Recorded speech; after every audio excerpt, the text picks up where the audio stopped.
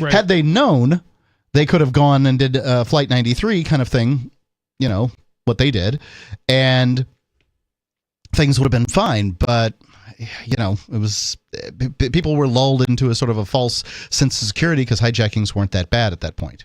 Yeah, I mean, but the thing is, the response to that should have been, a standard response. Instead of invading multiple other countries, we should have just secured the doors and the cockpits, and then that would have solved the problem. But I think Americans wanted blood. The problem is that they. Oh yeah, it was definitely an issue of revenge. Americans wanted revenge. But most of the people were Saudi, and it wasn't rational, but they wanted it. Very strange situation. Yeah, and we did not invade Saudi Arabia. That's a good point. 19 out of 20 hijackers, I believe, were from Saudi Arabia. Quite a few of them. I don't know what they found, obviously, because they found the passport and all of that stuff in perfect condition. But I agree with the idea that like situational awareness is going to go much further than just putting guardrails on everything. And look, there's a lot of countries out there. Basically, the United States' security system's been exported. It's part of the State Department's outreach is they try to force countries to take on our TSA kind of systems. But prior to this, lots of countries had lots of systems, and they weren't, in any case, as draconian as the TSA system. And there were a lot of bumps along the way. If Americans remember, TSA agents looking at, 3D nudes of, female passengers going through, and don't forget how many iPads have been stolen and all that stuff that goes on. Yep. If you don't know about that, go ahead and look up pictures of what they see when you're inside of that little scanner booth. Yeah. It's quite revealing. And going back even further, there was a time where we didn't have passports either. I forget if it was World War I or World War II. World War I, yeah. But yeah, there were no passports. People could travel freely. Even they just did far less of it. Sure, but the point is, people could travel freely. And if you go back a little bit further in time, like borders were way more fluid back in the day. We didn't have these static lines. It was like at some point you might end up in somebody else's territory, but it wasn't clear where that line was even. So, I mean, this idea that we have to, guard the border, to this absurd degree is just we don't. We can say, hey, come in, and I think part of the problem really is the amount of socialism we have today. That's the problem in terms of like we have to have those lines because without those lines, the socialism would cause a collapse, economic collapse. You can't give everybody, free money basically from everywhere else. Pre-socialism, you wanted people to come to your country, right? Even regular citizens, because it meant cheaper labor. Right. Post-socialism, it means big fat welfare checks, and nobody wants that. It also means, I think, people voting in elections that I think arguably they shouldn't be voting in, and then then there's the they're taking our jobs argument, which. That's basically the opposite side of the labor argument, right? Like generally you want as many people competing for a job as possible. That way, when you buy whatever it is that they're producing, you pay less. Yeah, however, highest quality, lowest price. When you're doing the thing, whatever that thing is, you don't want somebody competing against you because that's the way businesses have always been. We don't like competition in our particular sphere. Yeah, competition becomes a sin when you're. And it's interesting because we surrendered the jobs to China, back in the 80s. And it's more like 90s, yep. 80s and 90s. Yep. But yeah, it definitely ramped up in the 90s. But I think it was 1979 actually is when the doors were open for China to with Nixon. Nixon opened up a trade with China. So I don't know about what you're referring to specifically, but I will say that yes, it had been over a period of time, and there came a point in like the late 90s and early aughts when it was just like, hey. It's too expensive to run a business in the United States, so everybody's leaving. You can't buy a toaster made in the U.S. Oh no, definitely not. Yeah, it's crazy. It's like, but we don't have, it's really crazy too. We have free trade, but we don't have free travel. I can't go to China, but freely, right? And what I mean by that is I need a passport, right? But goods can come and go freely, there's nothing stopping that. And so the jobs can go, but I can't go to China. I can't go and get a job in China. My job left the United States for China, but I can't go get a job in China, right? Well, I think that I know people who've worked in China, And that's I mean, that's a little bit sort of I don't want to say an exaggeration, but the Chinese certainly can't come. If for whatever reason their manufacturing job has been moved back to the United States, they certainly can't come here and compete for that job, even if they're skilled at it. Well, it doesn't even make sense to try and bring back these jobs that went to China anyway. Ultimately what happens is, you end up moving up the ladder, not down the ladder, right? Nobody wants to, go back to working in manufacturing. We can't even get enough people working blue collar jobs nowadays in order for the economics to make sense and work. This is one of the reasons or one of the factors contributing to the insanity when it comes to housing, for example. The housing prices are going sky high because there's not enough people working those jobs, and we're not letting in the workers. We're letting workers in, don't get me wrong, we're letting workers in, but they're skilled workers. And we don't need necessarily skilled workers, or highly educated workers, I should say. What we need are skilled workers and laborers to actually build the houses. That's one of the contributing factors. I can only imagine that many millions of unskilled laborers have managed to make it in the U.S. It's, I don't care how efficient they think they're going to make the Customs and Border Patrol. The people are just going to get through. Well, and right, and I think you're right. And most people overstay visas. Yeah, they do. This is true. I think a lot of it to say it. How do I say this? Say this is people who get in illegally and they are working these very, very low skilled or no skilled jobs. Really, I think they tend to be working more in the agricultural industries. But what we really need are a little bit higher skilled workers in the the more the blue collar fields, as construction, opposed to things like that. Yeah, construction is a perfect example. And we're not letting those people in legally, and the people who have those skills aren't necessarily, flocking to the United States because, well, they have some skills that are useful elsewhere, so they don't need to come to the United States. And so we end up with just these, we have illegals mostly that don't have the skills coming to the United States, and then we have the high skilled workers coming in through visas. And that just doesn't make a whole lot of sense. We need to open up more and let some of these, skilled workers but not highly educated workers come in, so that it brings down the cost of labor, which will help reduce the inflation and the cost of housing, basically.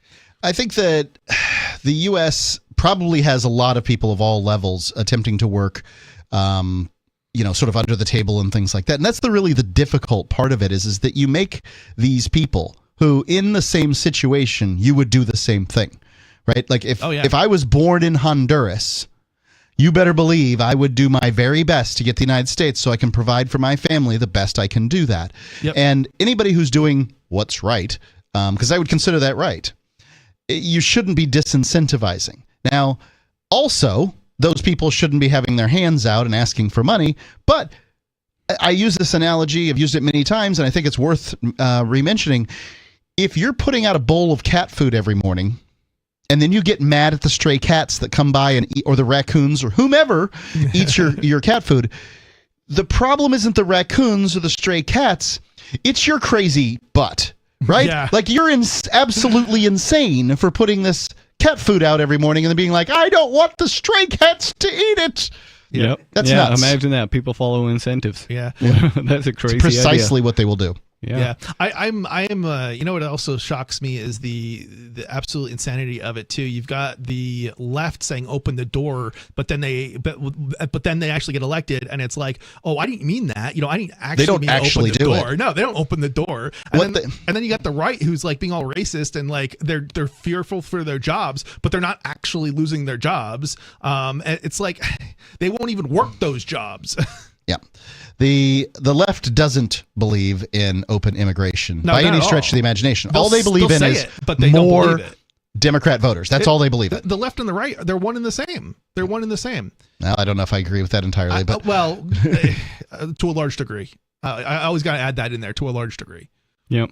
Well, I don't know how much fixing the labor market would affect the cost of, like, the price market especially as far as housing, because that's more a matter of It's houses have become piggy banks more than boxes that people live in. That's part of the issue, but it's not a single factor, right? Like there's other issues. Like for example, zoning is another issue, and especially in a lot of places, right? I mean, that is a big issue. You know, if you look at California, for example, it's all single family homes. It's like, okay, well, if you can't build more than single family homes and all the space is used up by single family homes, well, you got to start tearing stuff down in order to build, higher. But if you don't allow that, then, the cost just goes through the roof. And that's what we've seen. That's one of the other factors with the cost of living going up.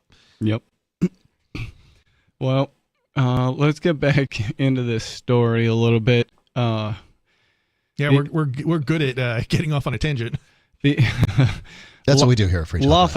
Lawful access to digital evidence and threat information is rapidly eroding, the U.S. Federal Bureau of Investigation says on its website, citing warrant-proof encryption. Can you imagine that? Warrant-proof, like they're saying they can't even get a warrant to get through your encryption. Like, oh, poor FBI. Yeah, they don't like that. But they didn't like that, but now they are advocating for it. Oh.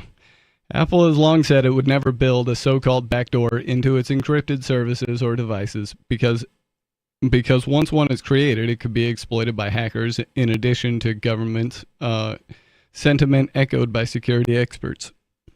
Ultimately, once a door exists, it's only a matter of time before it's found and used maliciously. Indeed. Removing ADP is not just a symbolic concession, but a practical weakening of iCloud security for UK users, said Professor Ollie Buckley, a professor of cybersecurity at Loughborough University in Britain. Data that was encrypted before Apple launched its protection service in late 2022, such as passwords in iMessage and FaceTime messaging services, will remain encrypted. We are gravely disappointed that the protections provided by ADP will not be available to our customers in the UK, given the continuing rise of data breaches and other threats to customer privacy, Apple said in a statement. What do you think about internet privacy and government entities such as the UK bullying big companies to put backdoors into your security? Give us a call. The phone number is 603-283-6160. This is Free Talk Live. This hour of Free Talk Live is brought to you by Dash Digital Cash. Dash is the cryptocurrency designed to be used for spending. In addition to being one of the world's first cryptocurrencies, Dash was the first crypto project to have a decentralized autonomous organization that to this day continues to improve and promote Dash. Every month, 10% of the mining rewards go into a treasury. Anyone with one Dash to spend can put forward a proposal to the Dash masternodes. The masternodes vet the proposals and decide which ones move forward and are funded by that treasury. Nowadays, DAOs are plentiful, but Dash paved the way by doing it first, nearly a decade ago. Dash is one of the oldest cryptocurrencies and is widely available on exchanges, including the decentralized Maya protocol, and in multi-crypto wallets. It's easy to get and use Dash. Start by learning more at dash.org. Thanks to the Dash DAO for sending us 32 Dash per month to promote Dash on the air. Visit dash.org to learn about Dash. Dash.org. From Feature Story News in Washington, I'm Nick Harper. The United Nations Secretary-General has condemned the manner in which Hamas returned the bodies of Israeli hostages on Thursday. It comes as Israel's Prime Minister says Hamas will pay the full price for not releasing the body of Shiri Bibas. FSN's Jody Jacobs has more from UN headquarters in New York. The four people returned to Tel Aviv on Thursday morning were those of a mother and two children, along with 84-year-old peace activist Odette Lifshitz. Before handing over the coffins to the Red Cross, they were placed on a stage with armed Hamas gunmen wearing black and camouflage uniforms surrounding them. Plaques were placed on the coffins with slogans blaming Israel for their deaths. Antonio Guterres says he is appalled by the handover and that under international law, any handover of a dead person's remains must comply with the prohibition of cruel, inhumane and degrading treatment. A sentiment shared by the UN's human rights chief, who says the handover flies in the face of international law. The Trump administration is cutting deportation protections for more than 500,000 Haitians. They had been granted temporary protected status, or TPS, under former President Joe Biden, allowing them to work and live in the US after their home country was deemed unsafe. FSN's Tony Waterman has more. The Trump administration says protected status for Haitians will end in August, meaning they will lose their work permits and could be deported. The White House has already revoked this protection for some 600,000 Venezuelans. Critics of TPS say the program tends to be automatically renewed, even if the crisis in the migrants' home country has ended. The situation in Haiti has only deteriorated. According to the United Nations, violent gangs now control nearly all of the Haitian capital, while sexual violence against children surged a staggering 1,000% last year. Tony Waterman, Texas. Almost 60 million voters head to the polls on Sunday as Germany elects a new chancellor and government. The early election in Europe's biggest economy comes following the collapse of Olaf Scholz's former three-party coalition back in November. FSN's Trent Murray reports from Berlin. The latest polling suggests the Conservative CDU is likely to place first on election night, the party of former Chancellor Angela Merkel currently sitting on around 30%. Incumbent Chancellor Olaf Scholz will use his final hours of the campaign to rally his left-wing Social Democrat base in Cologne. His party is currently third on around 16%. In second place is the nationalist AfD. Criticised by its opponents as being too far right, it's unlikely to enter any coalition negotiations post-polling day due to a long-standing firewall principle between the main parties not to work with the AfD. From bureaus worldwide, this is FSN. Yep, we still do email. Drop your email address in the entry box at freetalklive.com and you'll be kept in the loop with Free Talk Live.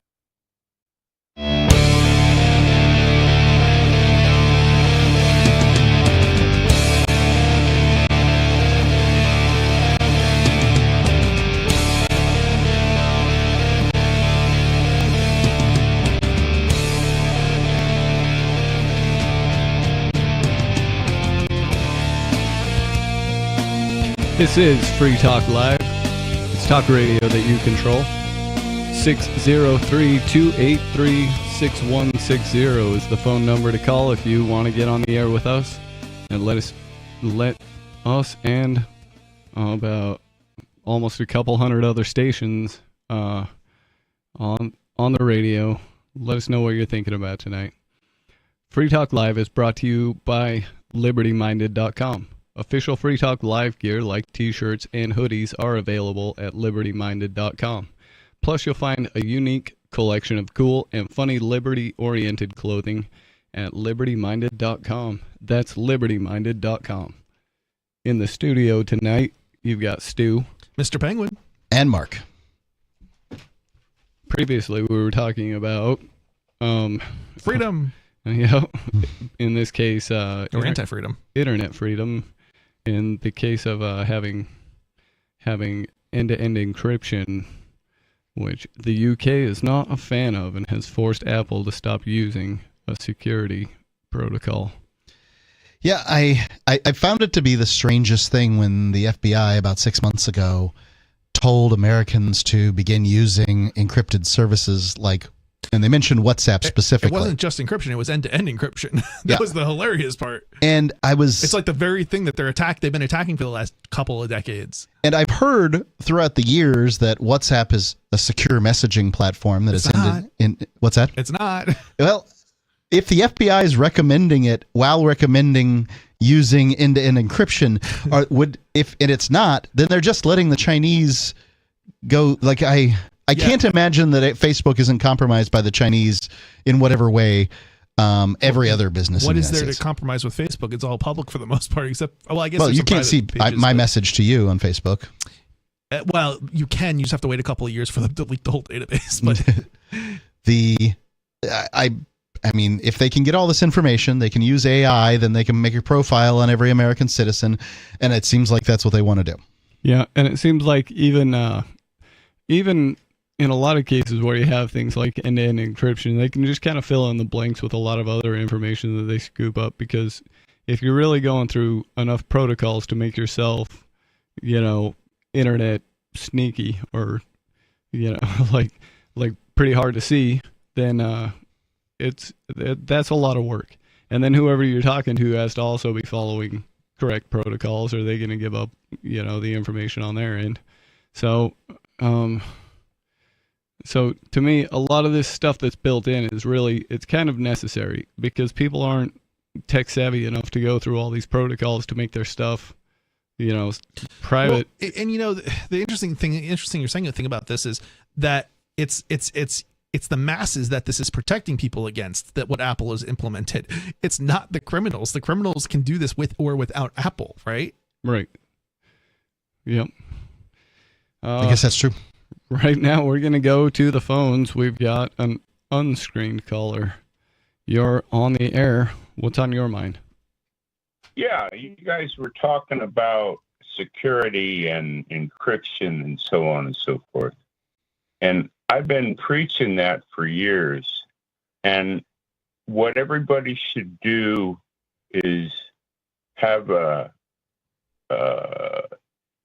password vault to store large passwords to keep the hackers from taking over. I had my identity stolen because I used weak passwords.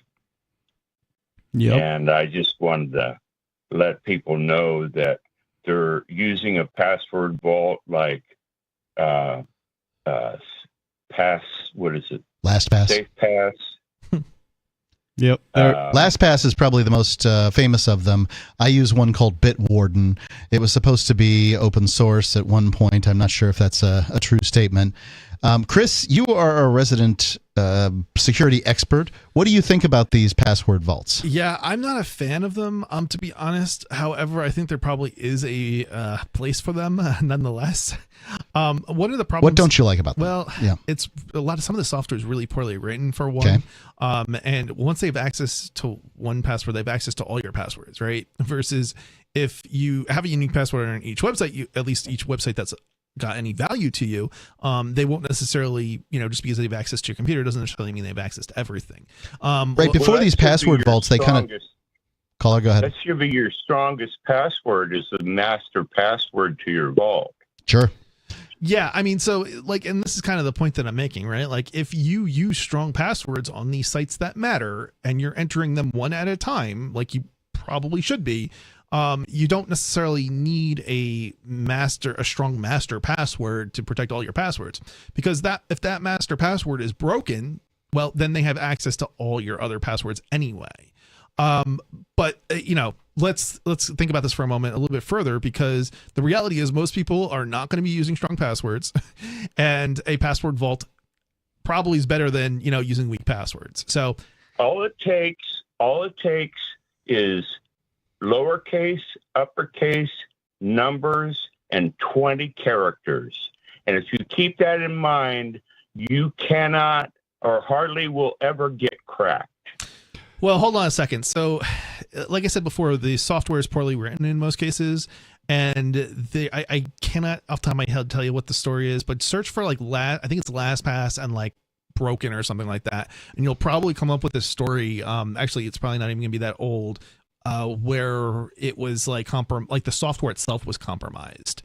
And so it kind of undermined if I recall correctly, it undermined everybody's security who was using LastPass. Well, I use KeePass, which is open source. Okay. And it's highly recommended. I wouldn't recommend anything else but something that was highly recommended. And they have what I like about it most is it automatically generates those large passwords for you. Yeah. 2 clicks, it's stored, you're done.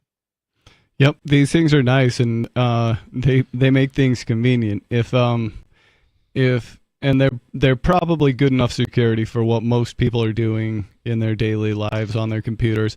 I think if you want to go one step stronger, you have a little notebook where you write it down, so you have a physical thing where you can just read your passwords from, and you have individual passwords for each website and whatever. Well, the nice thing about KeePass is when you're all said and done and you got all your your notes in there and your passwords and your username and all that, and the URL where you want to go. You have the option of printing out all your passwords. I haven't heard that feature. I don't know if I would do that. I don't trust printers. They're one of the buggiest pieces of hardware you can buy. It is kind of funny that you should bring that up, because when you send a print job to a printer, in most cases that's unencrypted, so you're literally potentially leaking. And the other thing is that a lot of these routers are, people don't keep security up to date on their routers. When was the last time either you guys updated your firmware on your router? I didn't know. Sorry. You probably didn't even know you had firmware on your router, right? I don't think I have a router. I think I just have a mesh network. Yeah. Well, in any event, the point is you do have firmware, and it's probably insecure. And when you print off anything, you're basically undermining your security, because it's not encrypted between your computer and your printer. And therefore, printing off your list of passwords probably is not such a good idea. Now, the only thing is, normally your router is it's usually NATed, and it's kind of you're not sending it out to the internet. What does NATed mean? NATed? Oh boy, network. I'm trying to think what it even stands for. Masking. Yeah, that's basically what it's doing. It's sort of masking, I guess. But basically, people can't see the packets that you're sending to your printer, but they're not encrypted. So if your router is compromised, then they can see what's going to your printer, in which case you're basically revealing all your passwords if you send a print job at least to a network printer. If you have a plug-in via USB, then that doesn't. Before they had these password organizer programs, and I certainly use them. I probably use more than one at any given time, because Google will do it for, your browsers will do it for you too, which is disturbing but true. And before that, I had this system where I had sort of a basic password, but I would add letters from the website itself, so my password changed for every circumstance, but. So it was always different, but it was always generally the same. And you'd have to look at it. You'd have to have 2 or 3 of them as a person to understand what I was doing. Yep. You're basically like creating an algorithm in your head that you can use to change the password. And honestly, that's probably a better solution than using something like a password manager, if you ask me. But, it is true that you can, if you have more than one password, you can then get into any website too. But the chances are, if you don't have uppercase, lowercase, numbers, and even punctuation, and make it 20 characters long, you won't have to worry. But if you use that scenario that you're talking about, you're going to get cracked in seconds. So cracking is, that's not generally, you can't crack because you can't do more than say 3 or 4 tries in a given circumstance. Now there are some things, a router for instance, where they can just run full blast on it, a Bitcoin brute force attack. Brute force attack. But most websites you can't do that on. Yeah, you definitely wouldn't be able to do that on a typical website. They're definitely going to stop you, because you're basically DDoSing their servers, and that will prevent other users from accessing them. But yeah, no, I mean, brute force attack is definitely something to be worried about when it comes to a encrypted hard drive, but it's not something to be as concerned about with like a website. Not to say that you shouldn't have strong passwords on, a website that you are using, but it doesn't have to be 20 characters. No, I even use different levels of security based on the how important it is to you. Yeah. If it's something like a newspaper, then I'm going to give it low bearing. I'm going to give it a short password, because it's not that important that anybody knows that I belong to that newspaper. But if it's your bank. Yeah, right. Exactly. If it's your bank, you shouldn't even just have a password. You should have 2-factor authentication set up as well. And not the 2-factor that the banks are going to be giving you, probably 2-factor with a physical device. Password. I don't put my bank password in my vault. I memorize that one. Yep. Yeah, and it's even more important if you actually have the ability to wire money from your account from your bank site. Yep. Those are all good points. Do you have anything else you want to talk about? No, I just wanted to chime in, and since you guys were talking about encryption and everything, I belong to the CISA government website, and they're always putting out cyber information about attacks to various software that is used in industry, and you would be amazed at the amount of attacks that are happening on a daily basis. Yeah. I believe North Korea just got its biggest hack in ever, and I don't know. Some people lost billions. It was terrible. Terrible. I know they've done. All right, guys. Thank you. I appreciate it. I know that North Korea has, on multiple occasions, they've gotten close to $1 billion in terms of theft from like banks and things like that. So I don't know. It's basically their largest industry. Yeah, it's literally like and here we have like the UK trying to ban people from using encryption Right. and stuff. Don't want that encryption we thing. don't want security, guys. We want our banks to all be insecure. And when you share your bank password with your husband or wife, be sure to send it over regular text, because that's safe. Yeah. Yeah. And you want to know, the UK is completely collapsing in on itself too. I don't know if anybody watches like UK news, like BBC or any of these other programs, but like the UK is literally collapsing economically speaking. Yeah. And they need to cheer up. And they're wondering, they wonder why. It's like, look at what you're doing. The socialism isn't helping. Your policies aren't helping when it comes to things like encryption and protecting individual rights and freedoms. Yep. If they asked Trump, they probably just need a good old-fashioned empire expansion, right? They did that for a while. Yeah, they set that down for too long. They just outsourced it to us, though, I think. You guys want to talk more about this story, or? No, I think I've wrapped it up. Yeah, I think so, I don't think there's a whole lot to, it's funny. A lot of times there's not a whole lot really to the story. It's like, government does bad thing, we criticize it. Right. And what else is there to know? Yep, that's It's worth looking at, though, because on the face, people are like, well, why would you want to encrypt your stuff? And people do wonder that. People, at least they used to when we were here on Free Talk Live years ago. Why do you close the bathroom door when you're using a public, stall and you're going to the bathroom? Why did the FBI tell Americans to encrypt their stuff? Because, right? Why does the government want to encrypt their stuff, right? Yeah. Like, it's like because people don't want to lose their money. They don't want to lose, their privacy. It may not really matter if somebody sees you without your clothes on, but, some of us would like to keep some stuff to ourselves, It's like, yeah. Well, a lot of this internet stuff only works if only certain people get to see it. If like some of this information, if anybody could just see it, then it's kind of a problem. We've got another caller on the lines, unscreened caller in Washington, D.C. You're on Free Talk Live. Hello? See what happens when you don't... Hello? Hello? Yeah, you're there. See what happens when you don't study economics? You advocate for stupid things like privacy. We need passwords because this society protects privacy. You know that, right? Privacy is the ultimate, or at least the primary cause of inefficient behavior of society. It makes crypto less efficient. It makes money less efficient. It makes society less efficient and businesses, and it makes justice more inefficient. Everybody should know what everyone's doing at all times if they want to. You don't have to verify who you are at every point of access with a password. Skeeter, Skeeter, none of what you just said makes very much sense. I'm terrified of what you say, the world you talk about. So, for instance, I've had people on this show here in the past, I love your giggling, that have, threatened me and my family because I disagreed with them on topics. And you think... Now, I've taken a lot of security measures, like, for instance, I don't own property in my name. My house wasn't in my name. It was hard to find me and a whole bunch of things like that.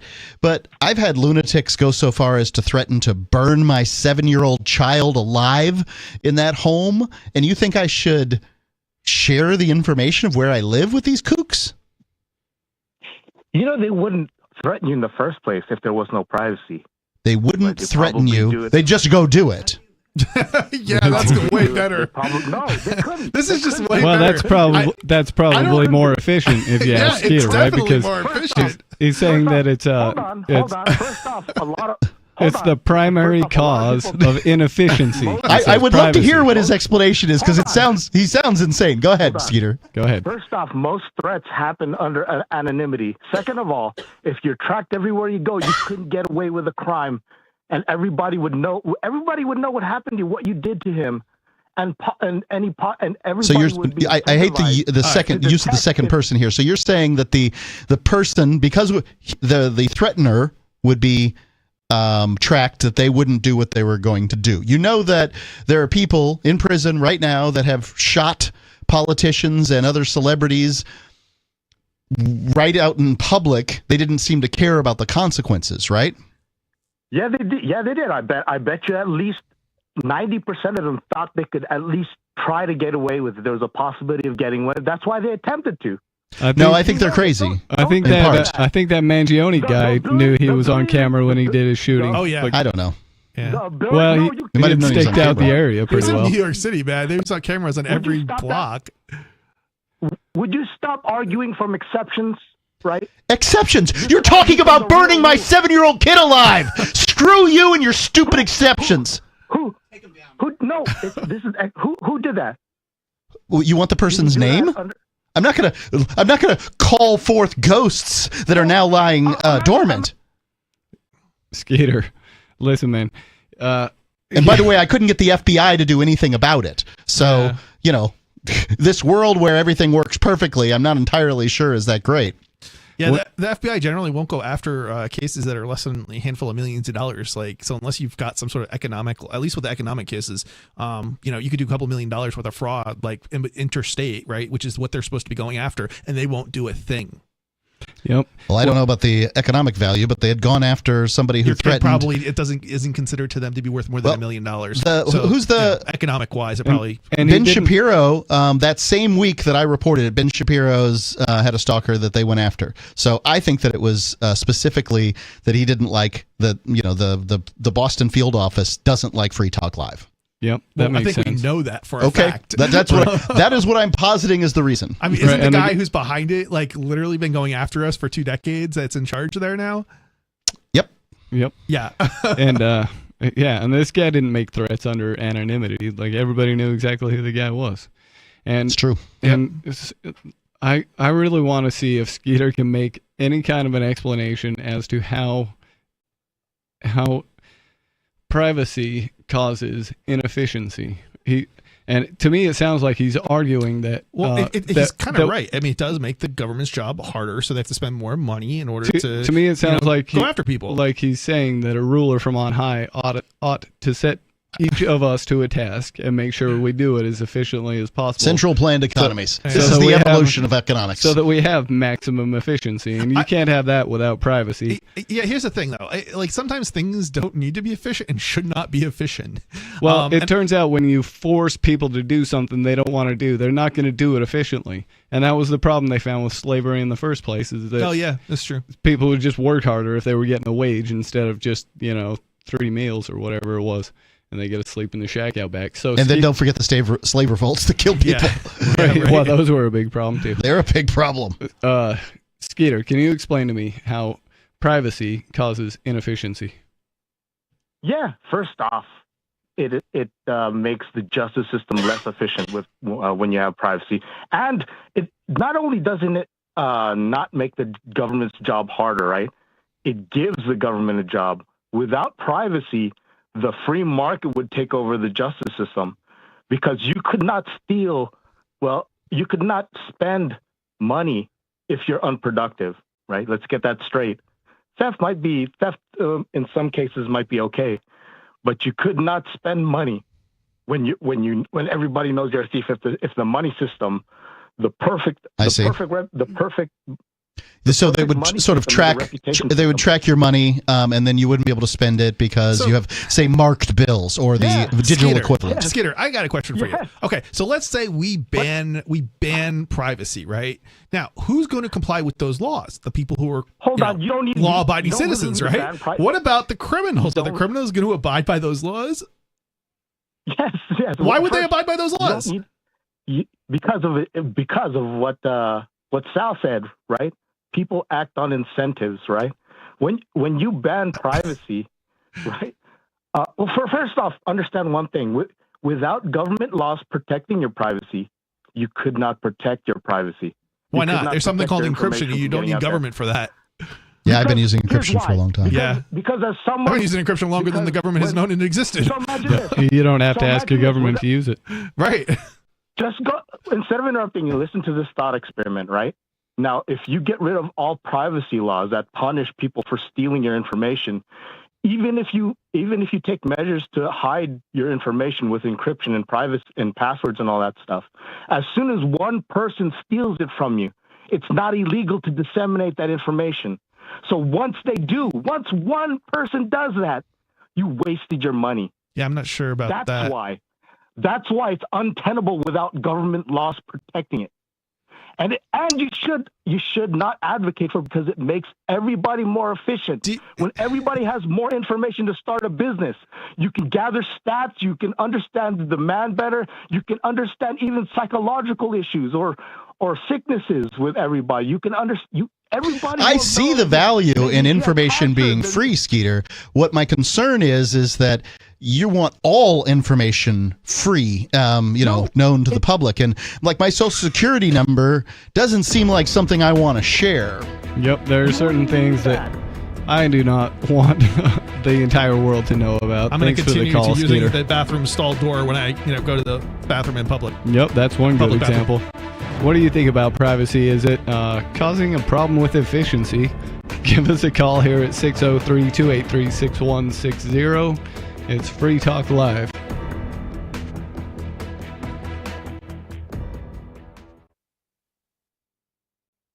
Many thought that a politician with a publicly inebriated lifestyle would be unelectable.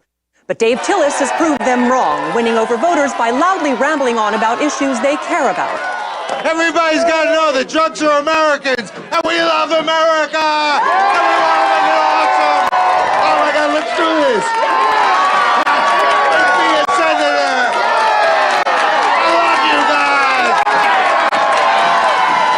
Tillis' total fearlessness and lack of inhibition seemed to speak to voters. This week, those supporters had something to celebrate as Senator Tillis proposed his first piece of legislation, the All Bus Stops Should Have Shelters bill. But does that mean you deserve to wake up in the snow? Hell no. Let's make a shelter on all bus stops. Ow! This idea is genius. This is the Onion News Network. Free speech is protected on the internet, right? Not always. Government agencies try to limit free speech and commerce on the net. Luckily, when they do, the Institute for Justice is there to defend your First Amendment right to free speech. IJ helped set the first federal precedent for internet free speech in 1999, and ever since has worked to prevent unconstitutional roadblocks in cyberspace. Visit our website today at ij.org. What if you want to hear the latest episode of Free Talk Live, but all you have is your phone, you forgot to download our archive, and you have no data connection? You can call our Listen line at 641-793-0191. That's a long-distance number, so you may incur charges. If not, listen as long as you want. 641-793-0191. The Free Talk Live Listen line, 641-793-0191. You're listening to the live edition of Free Talk Live. Hour number 2 is next after the news here on the Liberty Radio Network at LRN.FM. From Feature Story News in Washington, I'm Caroline Malone. Germany has a new leader, Friedrich Merz, who appears to have won an election held Sunday, according to polls. He said he wants to form a new government by Easter.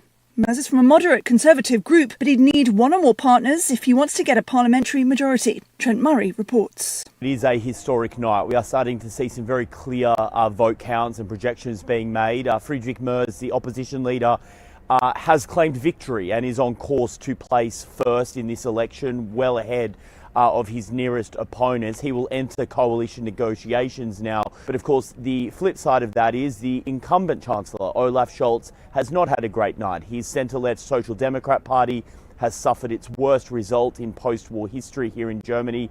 They've sit around 16%. This is from a party that used to score in the 40s They're now down in the mid-teens. He has accepted responsibility for that election loss, and I guess the history books are now going to show he was a one-term chancellor, which I would imagine will be difficult for him and his legacy, given that he followed 16 years of former Chancellor Angela Merkel. The former head of the US Food and Drug Administration has said he's very concerned about an ongoing measles outbreak that's being seen mostly in the state of Texas. At least 100 people have been identified as having the disease, many of them children. Scott Gottlieb said on Sunday there are probably more cases of measles that haven't yet been reported, and it could take many months to end this outbreak. The Texas Department of Health has said at least 16 people have been hospitalized with measles. There is a vaccine to protect against measles, which is usually given to young children, but there are now pockets of low vaccination rates across the US, which has made people in those areas more vulnerable. It's now been 3 years since Russia invaded Ukraine, leading to a war that's led to the death of at least 1 million people. The US, led by President Donald Trump, has been pushing recently for an agreement to end the war by talking directly to Russia, even though isolating the Kremlin and imposing heavy sanctions was seen as one way to put pressure on their leader, President Putin, to stop the war. Here is Dasha Chernyshova with the Russian perspective from Moscow. Russia's special military operation in Ukraine is now heading into its 4th year. Russian President Vladimir Putin has reconfirmed that meeting the needs of the troops fighting in Ukraine and boosting the armed forces are Russia's key strategic priorities. He praised Russian soldiers fighting in Ukraine for defending what he called their native land, the national interests, and the future of Russia. But this year, the anniversary is marked by a significant change on the diplomatic front. Russia and the United States have started talking. Whereas there's been no dialogue between Moscow and Washington over the past 3 years, now the capitals have two separate but intertwined tracks of negotiations: bilateral relations and the settlement of the Ukraine conflict. Dasha Chernyshova, Moscow. From bureaus worldwide, this is FSN. With FSN Spotlight, I'm Simon Marks, with more now on the outcome of Germany's election, where the way is now clear for the Christian Democrats, led by Friedrich Merz, to form the country's new coalition government. The defeat of Chancellor Olaf Scholz was such a comprehensive repudiation that it sends his left-leaning Social Democrats back to the drawing board and raises questions about how a German party of the left can see off the threat from right and far-right parties that are on the march in Germany and in many other parts of Europe as well. Timo Lahocki is a fellow with the European Council on Foreign Relations, and he's based in Berlin. I do think the prime question for centre-left parties across Europe is, do they have a chance to reconnect with working-class voters? And social democratic parties over here did a fairly good job in the previous election, where they focused on low wages, which allowed them to regain a lot of voters they lost previously. This election campaign, because they were bound to the Greens and the Liberals, they couldn't really portray themselves as standing for the normal people anymore, but they rather looked like a party rather aloof, and this hurt them a lot. In defeat on Sunday, Chancellor Scholz insisted his party's values are still a significant force in Germany, but with the far-right AfD now the country's second-ranked party, it is not evident that most Germans agree with their outgoing leader. With FSN Spotlight, I'm Simon Marks. And the main news again. Friedrich Merz has claimed victory in the election in Germany. He will now enter coalition negotiations to try and agree on partner parties to get a parliamentary majority. The former head of the US Food and Drug Administration says he's very concerned about an ongoing measles outbreak that's already infected 100 people. That's the latest from Feature Story News. Caroline Malone reporting. With weather conditions in the Sahara among the most brutal in the world, the desert is a place suitable only for collapsing, dying, and rotting. Starvation is just one of the many possible outcomes for the gazelle or desert elk. It could also suffocate in a sandstorm, collapse of dehydration, or be run over by a dune buggy. Only the vulture has the wherewithal to survive in this nirvana of death. They feed on the dead of the Sahara. Uniquely adapted to the rigors of desert life, the vulture usually dies of heart disease after becoming overweight from the feast of carcasses. The landscape of the desert is dominated by towering sand dunes made from millions of years of ground-up bones. Another day ends in the Sahara. Earth's largest, most uncomfortable tomb. This is the Onion News Network. Got Telegram? You can follow our channel there and discuss show prep with other listeners at telegram.freetalklive.com.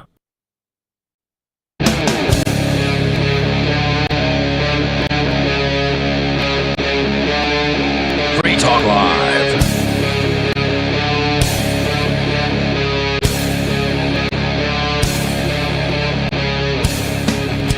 This is Free Talk Live. It's talk radio you control.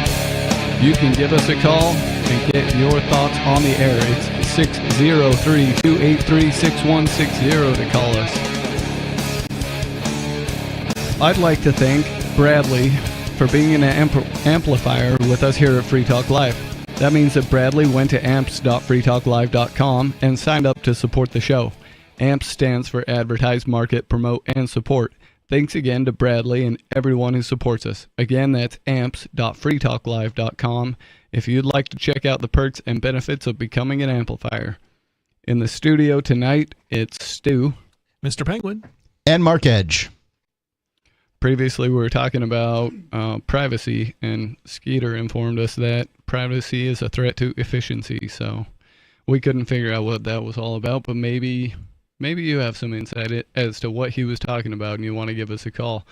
That phone number, in case you didn't catch it before, was 603-283-6160. Right now, we'd like to go to a different topic about Guantanamo Bay. Mark's got this story. Yeah, I got paywalled there at Wall Street Journal, so I went to archive.is and put in the web address and pulled it up here. So I love ways around. Yeah. A lawsuit seeks access to migrants held at Guantanamo Bay. I don't know if anybody, news cycles are so fast now. People's memories and attention spans are so short. Does anyone remember about a week and a half ago or 2 weeks ago when basically the Trump administration says we're going to use Guantanamo to hold the worst of the worst? Oh, yeah. I remember, but we talked about that on the show. Yeah. Yeah, aren't there some terrorists still there? I don't know the answer to that. I believe there are. If memory correct, there was at least a handful left, and I don't know why. I just know that they, despite all these years, they still got somebody held there. The American Civil Liberties Union sued the Trump administration Wednesday for access to migrants transported from the U.S. mainland to Guantanamo Bay Naval Base in Cuba, arguing that the government is denying rights the detainees may have under the Constitution and federal law. Immigrants held at Guantanamo have effectively disappeared into a black box and cannot contact or communicate with their family or attorneys, the lawsuit says, which I would say is absolutely true. From a legal standpoint, yes, they have the right to speak with their families. And this is one of the difficulties of sending them to Guantanamo. That seems like a pretty basic human right. Yeah, something tells me that the U.S. government doesn't recognize that right, but yeah. Filed in a Washington, D.C. federal court on behalf of relatives of 3 Venezuelan men taken to Guantanamo, along with 4 immigrant rights groups, the suit seeks immediate access for attorneys by video and telephone, followed by in-person visits. Oh, shocking that we're going to be able to talk to attorneys. Yeah, that's a basic human right of anybody who's incarcerated in the United States. Probably not in Cuba or Russia or something like that. Yeah, this is one of those things that's so old it's still named in Latin. It's the habeas corpus, right? Yeah. Which basically means show me the body, or the body of evidence. Yep. Yep. One of those relatives, Angela Carolina Sequer, said her son, Yoiker David Sequer, sought asylum in the U.S. in September 2024. That's not that long ago. Now, I'm not saying he didn't commit. Well, let's go back. The general premise was the people who were being sent to Guantanamo were going to be the super baddies. Now, if there are, as we're told, up to 30 million illegal immigrants in the United States, then statistically, some of them must be super bad, right? You would think so, out of 30 million. Oh, yeah. Even if you're taking 0.1%, 1 out of 1,000 immigrants here, you're talking about a really large number, and we don't know how many there are, and illegal immigrants in the country, and going from there. But this guy, September 2024, he couldn't have been convicted of anything at this point. It's unlikely that he could have been convicted of anything. I also looked him up. I looked up Yoiker David Sakare. I looked up Yoiker Sakare and David Sakare and couldn't find any matches. When I looked up the whole name, Yoiker David Sakare, I came up with one result. Now, when you look in Google and you get one result, you know you're looking up an amazingly unreported thing. Yeah. Oh, yeah. It was an MSNBC article that basically mirrored this, by the way, is the one thing I found. So there is no, from what I was able to find in a quick Google search, any criminal proceeding against this Yoiker David Sakare. Now, I'm not saying that you couldn't get me to agree to some kind of terrible treatment of terrible people. However, it doesn't appear that this person is a terrible person, from what I can tell. He hasn't murdered anybody. It doesn't look like it. He would have had to have murdered somebody in somewhere between now and September 2024 and pled guilty. But he was ordered deported in January, so presumably, I don't know. It sounds like he just got caught at the border. She last spoke to him by phone on February 8th when he was held at a lockup in El Paso. The lawsuit says she was later told that her son was transferred to Guantanamo. The two other relatives are sisters of men who are held in Texas facilities. They recognize their brothers in news photos of non-citizens transported to Guantanamo. See, when I remember this whole thing, they had the Nome lady, Kristi Noem. They had the pretty lady saying, these people are terrible criminals. Right. If the only criminality we're talking about is crossing the border without permission, that is not the level of criminality that I was looking for in people. Hold on, Mark. He probably looked at the crossing guard in a weird way. Yeah. And that's what did it. He could have been singing off key and off key as he crossed the border too. That would definitely would have made him a bad person too. Yeah. Look, I get everybody's complaint about immigration and these sorts of things. I've addressed them over and over again. Your complaint, if you have a problem with immigration, is likely socialism, not the immigrant themselves. Usually. Yeah. It's your government that you've let grow like this. Yeah. Not that individual's. Now, you could say they should stay in their own home country and fix their own government. You can't fix yours. Yeah, that's right. You think that stopping handouts to illegal immigrants is an untenable, impossible thing to do, but somehow stopping those illegal immigrants from crossing the border is possible. Right. They act like there's nothing they can do about these socialist programs that they hate, but they still refer to it as my taxes and like they're obligated to pay. Just quit paying it. If you hate what they're doing with your money, quit giving it to them. Right now, we're going to go to the phones. We've got Sarah in New Mexico. Hi, Sarah. What's on your mind? Oh, yeah. It's nice to have a live show. I agree. Did you get divorced? Did you tell me? I thought you had, the best marriage. I'm like... What are we talking about? Who's divorced? You. Did you get divorced? Yes. Yeah, but I felt like that you guys had a pretty good marriage. I'm amazed. Well, things happened. I don't know what to tell you. Yep. Sometimes people pick different paths, and that's how it goes. I think different paths is probably the best way to describe it. Not all it. breakups are necessarily terrible either. So yeah, I don't know how Mark's split went, but yeah, as amiable as it could possibly be. Yeah. So I wouldn't necessarily assume anything terrible there. Yeah. Well, that's good. She really hates winters in New Hampshire. I can tell you that much. Oh, is that one of the big split behind it? Do you She think? wanted to live other places than I did. It's really hard to be married and live in separate places, right? Yeah. Yep, that'll certainly add to it. Right. She definitely didn't like the cold. I know that firsthand. Yeah. Yeah, that's too bad. Well, I just want to bring up that I talk to people about speeding cameras here, and I meet people every day like, really? We have 20 speeding cameras? They're like, well, where are they? I don't know. We had 20 of them. They're just so clueless. And are they using them, or are they just sitting in some city lot in No, Santa they are Fe. using them. They See, are the using ones that, yeah, they're like, so they're non-speeders. The speeders know they have them. Like, Everybody's oh, a speeder. I got a ticket. Wait, The you said you speeder's got a like, ticket oh, for yeah, speeding? I got a ticket. How'd you get a ticket? You don't even drive, right? You don't have a car. Well, the thing is, I pay attention. I'm a pedestrian, and I talk to a guy who's like, oh, I don't care about speeding cameras. I don't have a car. It's like, it's okay for them to get run over and get killed by a speeder. That's okay. But Are they as long giving as they don't speeding get a tickets to ticket, that's walkers not- now? Yeah, I talk to everybody. And, No. Did you Did get a you speeding say that ticket you for got a walking? speeding ticket? No, I don't get a walking ticket. No, but what I'm saying is that well, it's like most people, if you don't speed, and then what is the people that got the ticket? It's Everybody like, speeds. Oh, I know, Everybody with a car speeds. You know, these speed limits are set in many cases artificially low, and even when they're not, you're going to bump up over the speed limit at some point or another.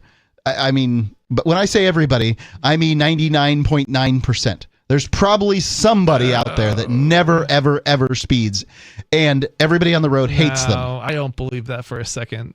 There's probably somebody. There's definitely people that don't speed. I know people who go below the speed limit, but that doesn't mean they've never sped.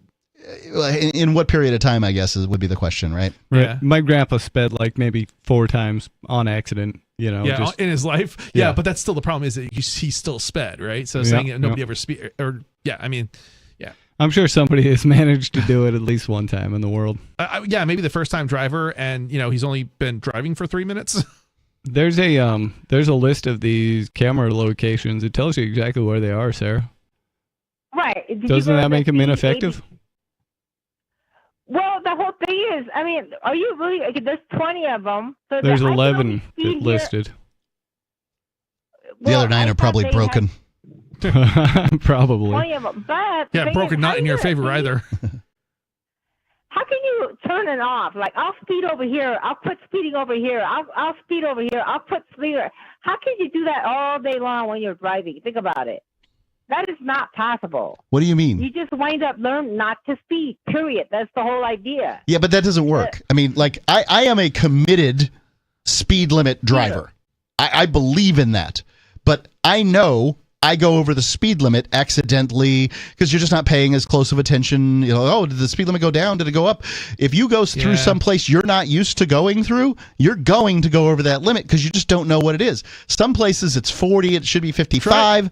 Try driving through New Hampshire sometime, Sarah, because honestly, like Yeah, every it's town that wild. you run through that you don't even know is a town, they drop the speed limit, and it's like, And a lot of them are if you hidden miss behind the- trees or bushes. right, And if you miss the sign, you're gonna be going 30 or whatever, or 40 or whatever the speed limit normally is, and it's just dropped to 25, and you missed it, and you didn't even know, and you can't even tell there's a town there. And when you are in the town, then you're like, oh, I better slow down. But you've already gone some distance at too fast. I hold to that. I believe that 99.9% of drivers, and I will even go higher than that, have sped in the last 12 months. And here's the thing: it's not that there's people who abuse the speeding, right? Sure, they there's go some terrible 180 miles an hour or whatever, right? Like we're not even talking about that. Your average person doesn't do that, but your average person does go 5 or 10 miles over the speed limit, probably on a fairly regular basis. And I would bet these boxes, these speed cameras, are set to not even bother with people who are going less than 5 or 10. I wouldn't assume that at over the- all. I mean, That's have you correct. seen That is the the- craziness that's of some of what these you're saying. tickets? Well, that's why they never get a ticket. They keep it under 10 miles or less. They are speeding 5 miles over.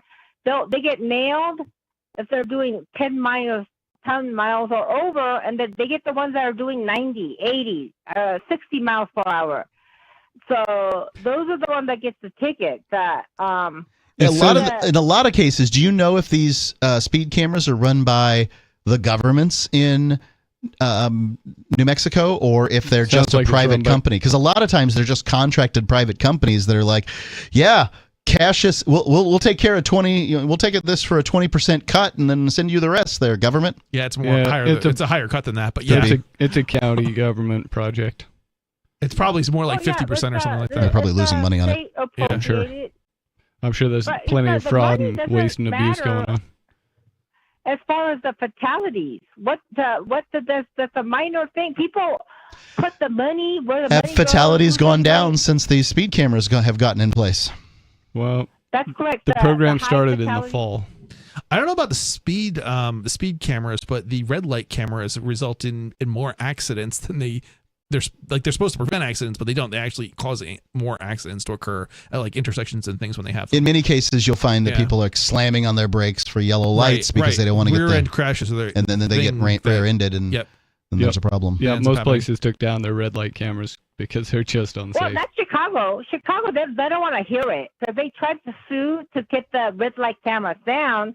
They have 60 of them, and that's it. It's staying. And knuckleheads have tried to sue. It's not going to work in Chicago. I would move So I right don't out care of that what place. the I problem did is. move out, well, not out of Chicago, but I moved down to New Jersey, Yeah. and it wasn't even that bad by comparison.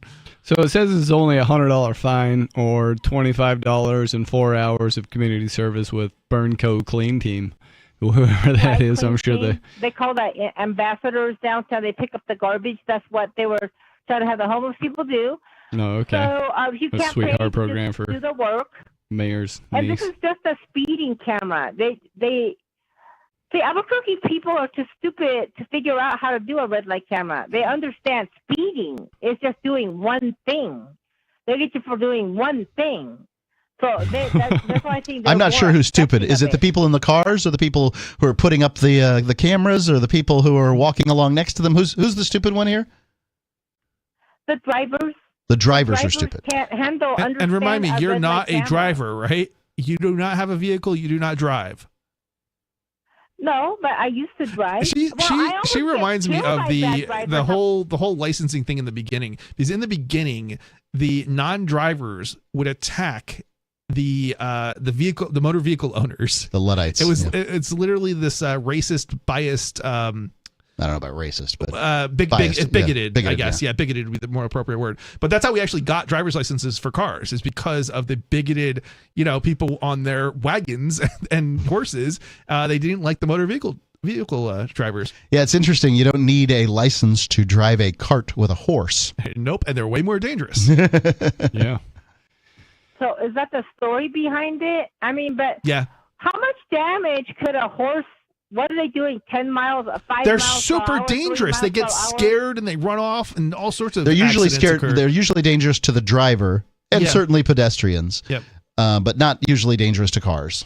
Yep. And horse-drawn wagons were extremely dangerous. A lot of times people just fall off, end up under the wheels, and that's the end of their life. Yep. So. Yeah. So, but there are some hopes. So, but the thing is that most people don't care either way, one way or the other. No, most people don't I care. mean, You're right. Which is, About anything. yeah. What, That's probably true. how do you know that? Most people they don't care about anything. They're They just don't like, they get a ticket, just pay it, and just go along with it. Well, even when As I get long a as it's ticket, not- that's what I mean. I know that there's a good chance if I fight a ticket that I'm going to get it dropped. But I don't generally do it because I ask myself, let's see, how long is it going to take me to do this? How many hours am I going to put in? Is this 3 or 5 hours or whatever? Okay, so 5 hours, would you say $125? That's $25 an hour. Is my time worth $25 an hour? No. Absolutely worth $25 an hour. And I am going to pay the ticket rather than go and fight it. Yeah. I don't fight Right, tickets. It's the aggravation and the waste of time. You waste your whole day that you could be earning money. That's right. Yeah. Okay, if you were working, that's it. I wouldn't fight. I would. I definitely wouldn't fight it. I probably wouldn't fight a ticket outside of New Hampshire. But yeah, I would fight it in New Hampshire. But there's no hope outside New Hampshire. There's not much hope in New Hampshire. But there's way more hope in New Hampshire than there's anywhere else. I would fight it anyways, just because I don't like being stolen from. I will say I have fought a ticket in New Jersey, but anyway, I just generally, practice. yeah, generally I would say it's not worth fighting outside New Hampshire. Yep.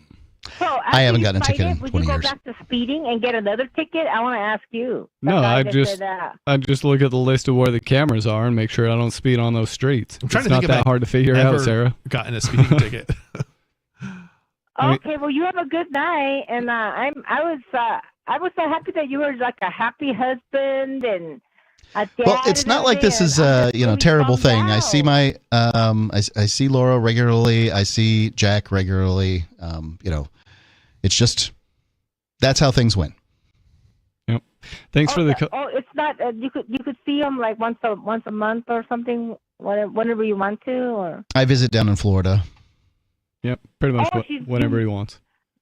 Oh, okay. She's down where it's warm. You guys met in Florida, right?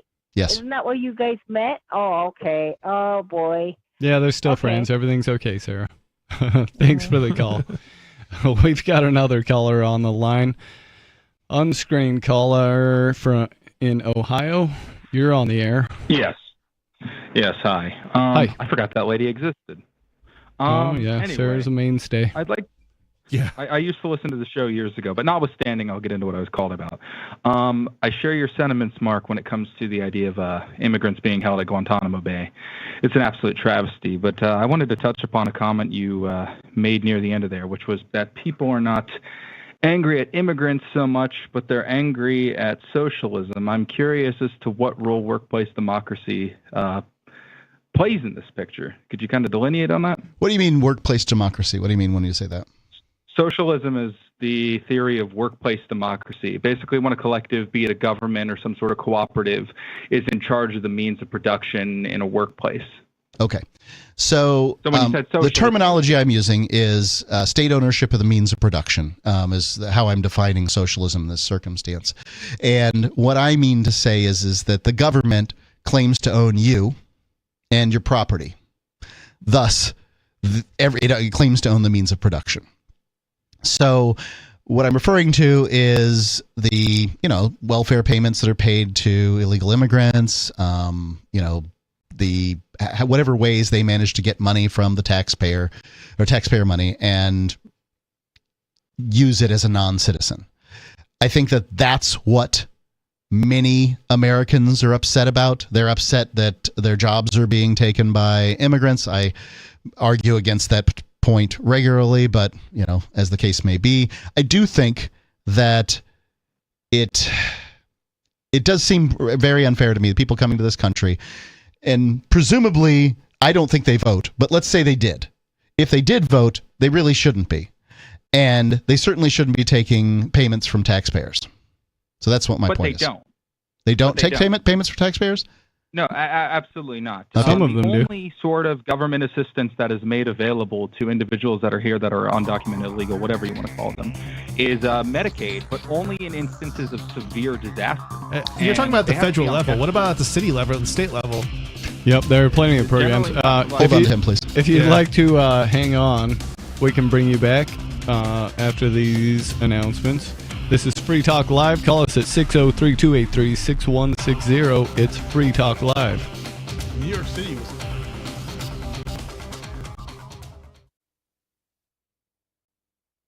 Phone records, financial and location data, Prism, Tempora, Xkeyscore, Boundless Informant. Hey y'all, Scott Horton here for offnow.org. Now here's the deal. Due to the Snowden revelations, we have a great opportunity for a short period of time to get some real rollback of the national surveillance state. Now they're already trying to tire us by introducing fake reforms in the Congress. And the courts, they betrayed their sworn oaths to the Constitution and Bill of Rights again and again, and can in no way be trusted to stop the abuses for us. We've got to do it ourselves. How?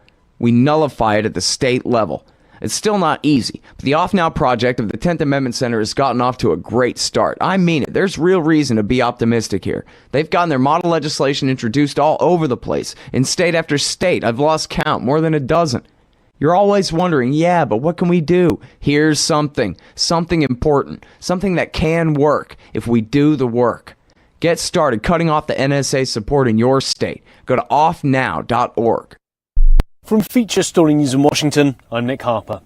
The United Nations Secretary General has condemned the manner in which Hamas returned the bodies of Israeli hostages on Thursday. It comes as Israel's Prime Minister says Hamas will pay the full price for not releasing the body of Shiri Bibas. FSN's Jody Jacobs has more from UN headquarters in New York. The 4 people returned to Tel Aviv on Thursday morning with those of a mother and 2 children, along with 84-year-old peace activist Odette Lifshitz. Before handing over the coffins to the Red Cross, they were placed on a stage with armed Hamas gunmen wearing black and camouflage uniforms surrounding them. Plaques were placed on the coffins with slogans blaming Israel for their deaths. Antonio Guterres says he is appalled by the handover and that under international law, any handover of a dead person's remains must comply with the prohibition of cruel, inhumane and degrading treatment. A sentiment shared by the UN's human rights chief, who says the handover flies in the face of international law. The Trump administration is cutting deportation protections for more than 500,000 Haitians. They had been granted temporary protected status, or TPS, under former President Joe Biden, allowing them to work and live in the US after their home country was deemed unsafe. FSN's Tony Waterman has more. The Trump administration says protected status for Haitians will end in August, meaning they will lose their work permits and could be deported. The White House has already revoked this protection for some 600,000 Venezuelans. Critics of TPS say the program tends to be automatically renewed, even if the crisis in the migrants' home country has ended. The situation in Haiti has only deteriorated. According to the United Nations, violent gangs now control nearly all of the Haitian capital, while sexual violence against children surged a staggering 1,000% last year. Tony Waterman, Texas. Almost 60 million voters head to the polls on Sunday as Germany elects a new chancellor and government. The early election in Europe's biggest economy comes following the collapse of Olaf Scholz's former three-party coalition back in November. FSN's Trent Murray reports from Berlin. The latest polling suggests the Conservative CDU is likely to place first on election night, the party of former Chancellor Angela Merkel currently sitting on around 30%. Incumbent Chancellor Olaf Scholz will use his final hours of the campaign to rally his left-wing Social Democrat base in Cologne. His party is currently third on around 16%. In second place is the nationalist AfD. Criticised by its opponents as being too far right, it's unlikely to enter any coalition negotiations post-polling day due to a long-standing firewall principle between the main parties not to work with the AfD. From bureaus worldwide, this is FSN. Our Matrix server is about as free as internet chat can be. Join the existing rooms or create your own at chat.freetalklive.com.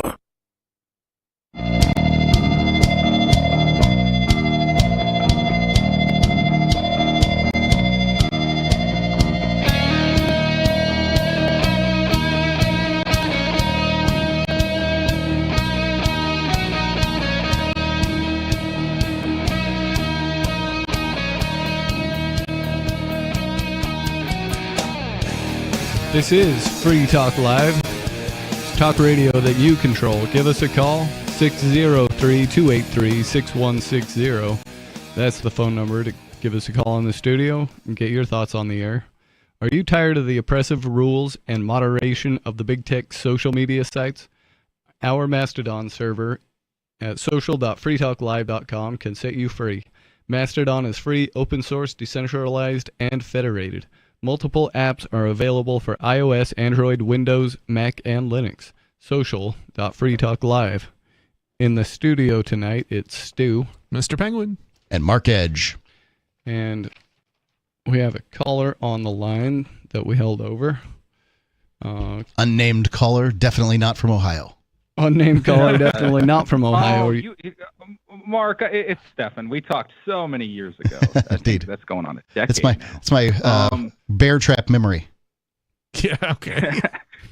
But, I guess I'll pick up where I left off. So yeah, just restate everything. To clarify, so basically, Mark I had some contentions with his definition of socialism. He defined it as government control of enterprise and social programs and things of that nature, and people having a problem with undocumented citizens receiving welfare programs, effectively state assistance. Now, on the federal level, it's only Medicaid, and it's only in emergencies where people are pretty much on death's door. In fact, many undocumented immigrants can't prove that they're on death's door in time and end up dying. But then there was a comment at the end. I don't know which one of you guys said it. I think it was Penguin about individual municipalities or states providing cities and states, benefits. New York City has been well known for handing out debit cards that were a couple $1,000s to the individual illegal immigrants explicitly. I'm not necessarily sure how true that is, because in New York City, the only time any, quote, undocumented immigrants can receive any sort of assistance is when they have been given temporary reprieves from deportation, right? So if they're here for DACA or something else, if there's something going on where they can't be deported, thus would not be illegal. If you're given a reprieve from deportation, congratulations, you're not illegal. You're allowed to remain in the country. In situations like that, they receive very, well, this very is the limited. moving standard of what an illegal is. And I don't like, I don't like to be put on the side of arguing against human freedom. Okay. But what I will say is there were a lot of news stories about call them illegals, call them undocumented. You can call them whatever you want. Undocumented people getting hotel rooms in fine hotels, and homeless people sleeping on the street and that sort of thing. Now, again, we know that journalism is by its definition false. Like everything, not everything that's written, but some of the things that are written are false because it's written by people who don't know what's going on. But I say this as a person who made their living as a journalist. I will say this is if you move a group of people into a given area, the citizens of that place have to pay for their schooling. Now, that is a huge amount of money that is essentially a welfare payment of some sort or another. And on top of that, many undocumented and many people who come to this country are let in as refugees. Now, those that are anti-immigrant are livid about this, and they have every reason to be. These aren't refugees in the sense that we think about refugees. These are people who are saying, I'm afraid of my husband, so I can't go back to my country, or I'm afraid that, this thing or that thing might be true. And those are that wasn't what they meant when they wrote refugee. I'm all for free people being able to cross the borders of free countries freely, so long as they are not voting in elections they got no business voting in and taking payments they have no business taking. I don't even care about the elections. I just would be against the socialism, period. And I don't care if it's my neighbor or if it's some illegal. Period. It's like you pay for your kid, I pay for my kid. If I don't want to have kids and I don't want to pay that, for them, I won't have kids. It's like I don't want anybody's kids. It's my responsibility. I'm going to take care of myself. I'm going to take care of the people I love and so forth. And you should do the same for you. Go ahead, Stephen. Yeah. This is part of the, I don't align with these kinds of beliefs anymore. When I used to call in like close to a decade ago, I was very, very hardcore ANCAP libertarian. I'm definitely more on the side of social democracy now, but I consider myself more of a civil libertarian. More so, I'd say FDR style of Democrat is the best way I could put it. Shut down small businesses?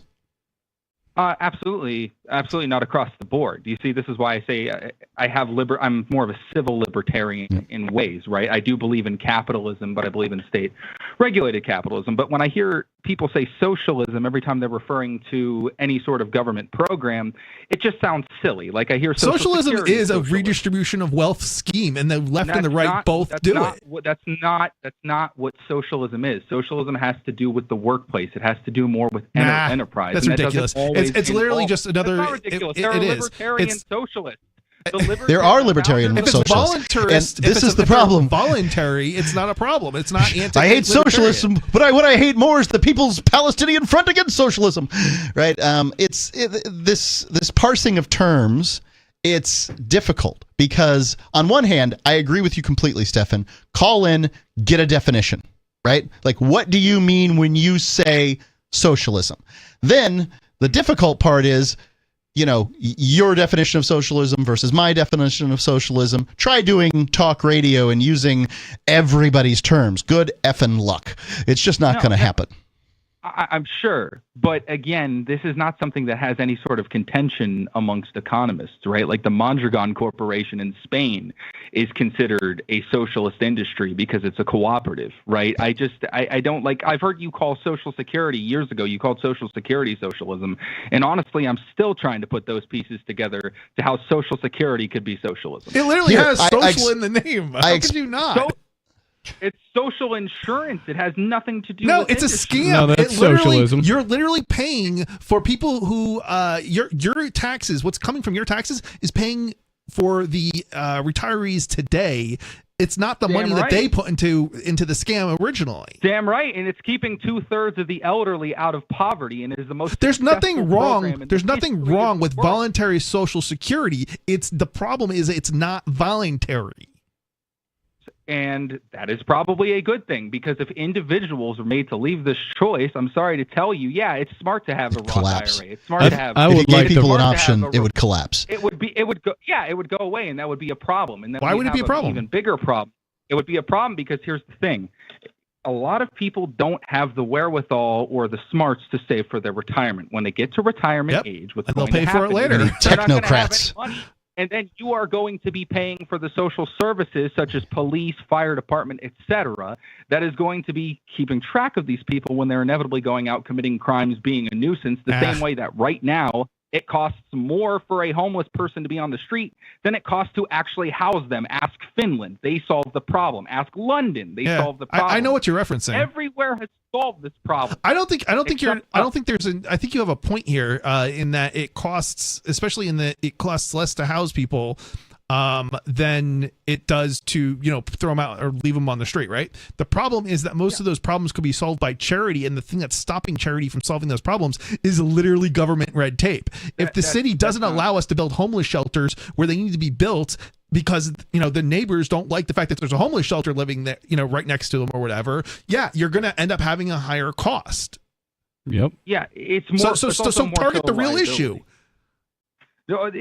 The government could solve the problem. They have the means. They have the wherewithal. Individual charities are not. The government does not have the wherewithal to solve the problem where they would have done it. I'm waiting for a charity. And not only I'm waiting for a charity. I'm sorry. I'm waiting for a charity to come 20 minutes from me to clean up the freaking train that derailed in East Palestine, where people are probably going to get cancer and all sorts of things. Why would But guess anybody what? do that? The government's already got it handled. To me, it makes a much more full life experience if I get to enjoy the disasters that are created by my own bad choices rather than having somebody there preventing me from making choices in the first place. That's kind of what freedom is. If you don't let the bad choices occur, you don't never have the incentive for people to make better choices. That's right. And sometimes some people just don't learn by hearing. They have to, they have to learn by doing. Humans learn from their mistakes, and the problem is we're not letting people make mistakes at a young age, and so they end up with making these horrible mistakes throughout their life and never having to pay the price, and then they get to old age and they have no money. And it's like, well, why do you think they have no money? It's because you never let them make the mistakes in the first place to learn their lesson. Yeah, freedom includes the freedom to be stupid sometimes, and that's just how it goes. You can't prevent that kind of behavior in humans. I think the best system might be an opt-out Social Security system where somebody could prove some kind of investment scheme superior to Social Security. And, then they'd say, hey, look, I've got this investment scheme. I don't need yours. And then they opt out. I think that's a compromising on the freedom aspect. Oh, yeah, it's a compromise. You better I'm believe not it. a big fan of that. But I do understand if it was just I'm going to sign away my rights, and I'm going to put rights in quotes here because I think this is only something that a socialist would think they have the right to. But, if I could sign away that, then I would probably, I wonder why how the Amish managed to do it. There is a form actually where you can sign away your Social Security you don't have stuff. to, but you have to swear to be Amish and be Amish or something and maybe even prove it. Interesting. You could be brethren. All right. What do you think about all that, Stephanie? You got anything else to say? So I'll leave it off on this, I suppose. I do believe letting people learn from stupid decisions, but there has to be a ceiling for it because oftentimes these stupid decisions will affect the rest of us that are responsible. I agree. Like then we pay it back.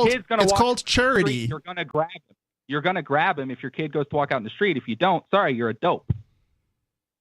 That's if your dog's. I'm not going to grab my kid if he walks out in the street. I mean, kid's not going to be walking out in the street if he's capable of walking out in the street. Well, sometimes they just run down the driveway. It happens. That's yeah. I mean, if they're small enough and young enough or whatever, and they haven't understood the road yet, then sure, I'm going to go grab them, but not just from. I'm not going to go grab a 10-year-old my 10-year-old off the street who knows to stop before he gets to the end of the driveway or whatever. He knows that. Or to look both ways before he crosses the street, or whatever. That's why it's good to have definitions. And Stefan, the reason I use state ownership of the means of production as my definition is that's the one I was socialized to know. Yeah. Right? Like that's what I was taught in school. Yeah, well, I don't like that definition, but I understand where you're getting it from. The state owns everything. They own your property and they own your body. Yeah, the first definition I pulled up parts though, like because otherwise then people don't think that they're living in a socialist country when we have Social Security. When it's the same damn thing, it's just through a different system. I'd make the argument that you live in a giant slave plantation, where everybody acts as the slave lord and the slaves. Like it's really weird. Yeah, it is really weird.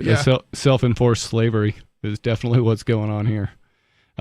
This definition of socialism, the first one that popped up from Google, says that it's the means of production, distribution, and exchange that are owned by. Well, this says the community as a whole, but we all know that means government because. Well, in the case of the United States, because we run a international talk show. It basically ends up being the U.S. The U.S. is a federation of states. And it's supposed to be. And it was supposed to be limited to things like post roads, weights and measures, military, and these sorts of things. Just a Navy, not even a full military. Yeah. You're right. Yep. The Army's given its spending every 2 years. Yep. So you have anything else? Stefan? No, I think that clarifies. It's always good to have a healthy conversation. I will just say one thing, though. Penguin, I would read up on P.J. Proudhone. He was the individual that coined the phrase libertarian, and he was by all means a socialist. Same with Lysander. No, he said he didn't want anything to do with those laws. All he wanted was freedom of man. So I think there's a good argument that Proudhone was, in fact, a libertarian. I mean, there's some writings of his that swing socialist, but there's some writings of his that swing libertarian. Back then, we didn't really know what that stuff meant. You're talking about French Revolution time frame. Fair enough. You guys have a good night. Thanks for taking the call. Yep, thanks for calling us, Stefan. So we're reading a story here about the Trump administration moving a very small amount of people to Guantanamo, and it's, as usual, the government's up to shenanigans. I don't think that if you would have asked Trump or Kristi Noem or whomever, who are you going to move to Guantanamo? Who do you want to move to Guantanamo? They probably would have said the worst of the worst. I imagine. But that's just not the way these things go. Nope. So anyway, U.S. Immigration Customs Enforcement database currently states only that the detainees are suspected of being transferred to Guantanamo or in Florida, and instructs the user to contact the local ICE field office, which has provided no further information, the lawsuit says. A spokeswoman for the Department of Homeland Security, ICE's parent agency, disputed some of the allegations, saying migrants held at Guantanamo have access to phones to speak with attorneys. The Trump administration has announced plans to send some 30,000 non-citizens slated for deportation to the offshore prison, relieving pressure on ICE's facilities on the mainland. Migrant transport flights to Guantanamo began last week.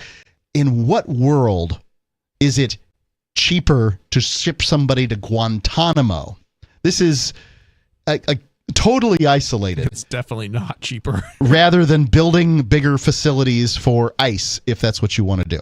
Anyway, going on. And by the way, providing American jobs. Sounds like they're sending more troops out there in order to handle all of these.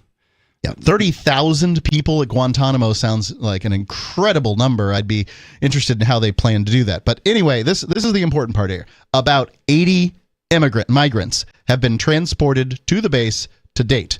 By the way, migrants is also an inaccurate statement. They're moving back and forth. They're migrating. No, they're not. Right. I'm fine with the term undocumented. I don't think that that's, the worst term, but I don't like migrant. I think that that's misstating I wonder if you could use identity politics as a loophole and just if I could walk up to the Canadian border and ask them if I could get in, and when they say no, just tell them I identify as a migratory bird. Should they let me right in? I don't like the term undocumented. I think illegal is even worse, but undocumented I don't think is fair either, because they're just people, man. They're just like you and me. They've been given government permission or not to be in a given area, right? So anyway, 80 migrants have been transported to the base to date, including 50 high priority individuals. A Defense Department, some 700 military personnel are involved in the operation. To move 80 people? So far, 80 people have been moved. They use like 3 prison guards on the bus to move that many people. Right.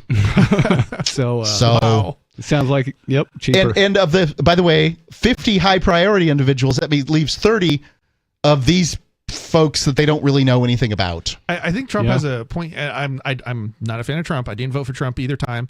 But I would have voted for him. He has a point here in that there's a lot of waste, fraud, and abuse. Yeah. Well, this is just more of it. Right. Republicans love waste, fraud, and abuse so long as the bureaucrats carry guns or hoses. Like, that's their whole thing. Yep. I like my bureaucrats to have uniforms and be called lieutenant or sergeant and stuff.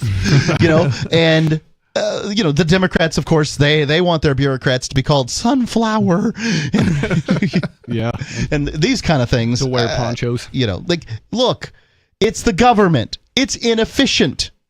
It's the post office in fatigues. You give it to the military, it doesn't suddenly get efficient. Yeah. Nope. They use brute force to accomplish their objective. So much overhauling to do to get the incentive away from inefficiency in that kind of a bureaucratic monster. If you think that somehow treating 80 immigrants badly by sending them to Guantanamo is going to convince 80,000 immigrants who are waiting poised to sneak across the border tomorrow, you're just out of your mind. This doesn't work.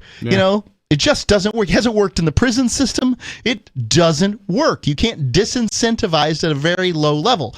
Yes, if 1 out of every 3 immigrants was shot in the head trying to cross the border, you probably would see a drop in immigration. But are you, ladies and gentlemen, are you willing to do that? Are you that psychopathic? Right, and that's not making an example anymore, but none of this making an example stuff actually disincentivizes people at the lower levels, just like you're saying.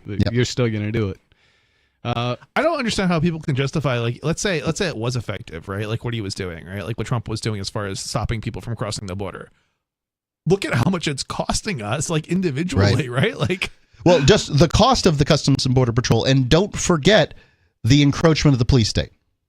Like, this is going to happen as you empower, like right now, currently on I-10 in inside the United States, there are checkpoints where they will stop you and ask you your citizenship. Now, if you look like me, you can just say, I'm an American, and you can move on. Yep. So long as you kiss the ring, you can move on. Yeah, but they're detaining Americans without reasonable articulable suspicion.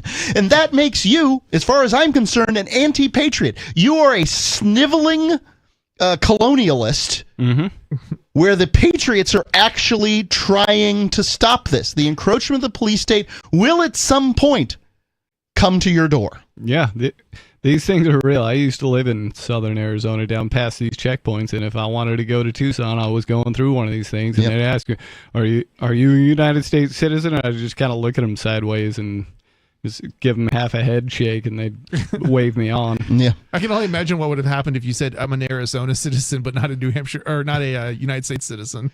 Well, yeah, I always wanted to kind of try that stuff out, but I just never had the time for it exactly. My family went to Tombstone, Arizona some years ago, and there was a Customs and Border Patrol checkpoint coming out of Tombstone, Arizona. That's actually where I lived. Was it? Yeah. And it, what happened was my wife was driving the car, and she's like, the guys, are you a U.S. citizen? She said, are we at the border? And then he just waved her on. So, apparently her command of the English language was sufficient to this guy's like, I do not want to have this conversation. Yeah. Then later in Texas, they get me at the door, and I'm like, sir, are you a U.S. citizen? And I said, am I being detained? He's like, let me get my boss. one minute, sir. I am going to go get my boss. Yeah. When I was there, a couple of times when I went through those, they did have somebody pulled over or sitting on the curb, and they were looking through all their stuff. But right. But for the previous year to when I got there, I looked it up, and a third of what those guys had been doing is taking weed away from medical patients that had a state license for that weed, but these guys are federal employees, so they're just still taking it away. Well, this is exactly what happened at that I-10 checkpoint that I was at. Is as I was like, am I being detained? Do you have reasonable articulable suspicion that I committed a crime? I'm asking these questions, and that have not been answered by the Supreme Court of the United States, by the way. And they ran a dog around the car. I'm like, what's that dog doing? Checking for illegal immigrants. What do they smell like? Right? Like, there's 3 people in the car. Any one of them could be illegal. What do they smell like? Tacos? Yeah, they smell like frijoles. I really want to know what an illegal immigrant smells like. Yeah, they smell like pot is what they smell like. Right. Because that's what they're looking for. That is what they're looking for. It's just a big fat lie to grow the police state, to make government bureaucrat jobs for Americans. And why is pot illegal? Well, it isn't in most places anymore. Well, why was pot illegal? because it was big and stinky? Because the energy magnates at the time saw a threat to their oil monopoly. It had to do with incarcerating black people to re-enslave them. That was the flip side of it, yes. Yeah, that's why these drug laws got passed in the first place, was literally to re-enslave black people through the prison system to then rent them out to white landowners, basically. Yep. I think there are probably some Hispanics that were caught up in that too, but whatever. Yeah, I mean, they'd be considered black, but whatever. Yeah. Whenever you make a government program to use against some other group, you can bet your bottom dollar it'll be turned around and used on you at some point. That's kind of the way these things go, time after time. Oh yeah. Well, this is what I would like to say as far as immigration goes. If somebody comes here to make a better life for themselves, if they do not get any kind of, you can't have a social redistribution, wealth redistribution system and immigration, because people are going to take advantage of it. So you have to choose one or the other, ladies and gentlemen. Do you want a free country or do you want a subsidized one? I choose the freedom. Yeah, I'd take freedom every time. That's what I want. Yep. What do you think? Would you rather have some kind of security or or a full amount of freedom? Government security is no security. Is there a balance that you could strike between the two? I don't think so. I think we just got to have freedom. What do you think? Give us a call, 603-283-6160. It's Free Talk Live.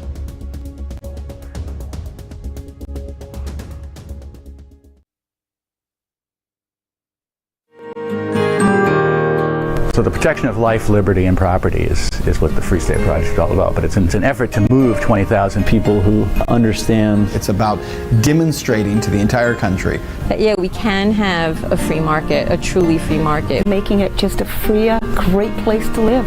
It's the world's largest voluntarist libertarian community, and it's only getting bigger. That's amazing, to be able to move to a place where other people passionately believe in being free and independent. What the Free State Project is managing to do, though, is to put their money where their mouth is. Physically getting up across the country and saying, let's go someplace and let's demonstrate the power of these ideas. There's a lot of kind of philosophy that surrounds liberty. There's a lot of thinking about it and talking about it. But here in New Hampshire, people are doing it. 101 Reasons Liberty Lives in New Hampshire, a documentary by Free State Project Early Movers. Watch it free at 101reasonsfilm.com. 101reasonsfilm.com. There are basically 2 types of advertising: direct response and branding. Radio's great for direct response with its low cost to listener ratio, but audio can't be beat for branding, which is a longer term endeavor. You want to be the first thing that someone thinks of when they think about your product or service. If you have a local business that you want kept top of mind in your community, call the station. If you need national reach, Free Talk Live's got around 200 radio stations, millions of monthly listening sessions, can suit all budgets, and if we don't think we're right for you, we'll tell you. Email me, mark@freetalklive.com.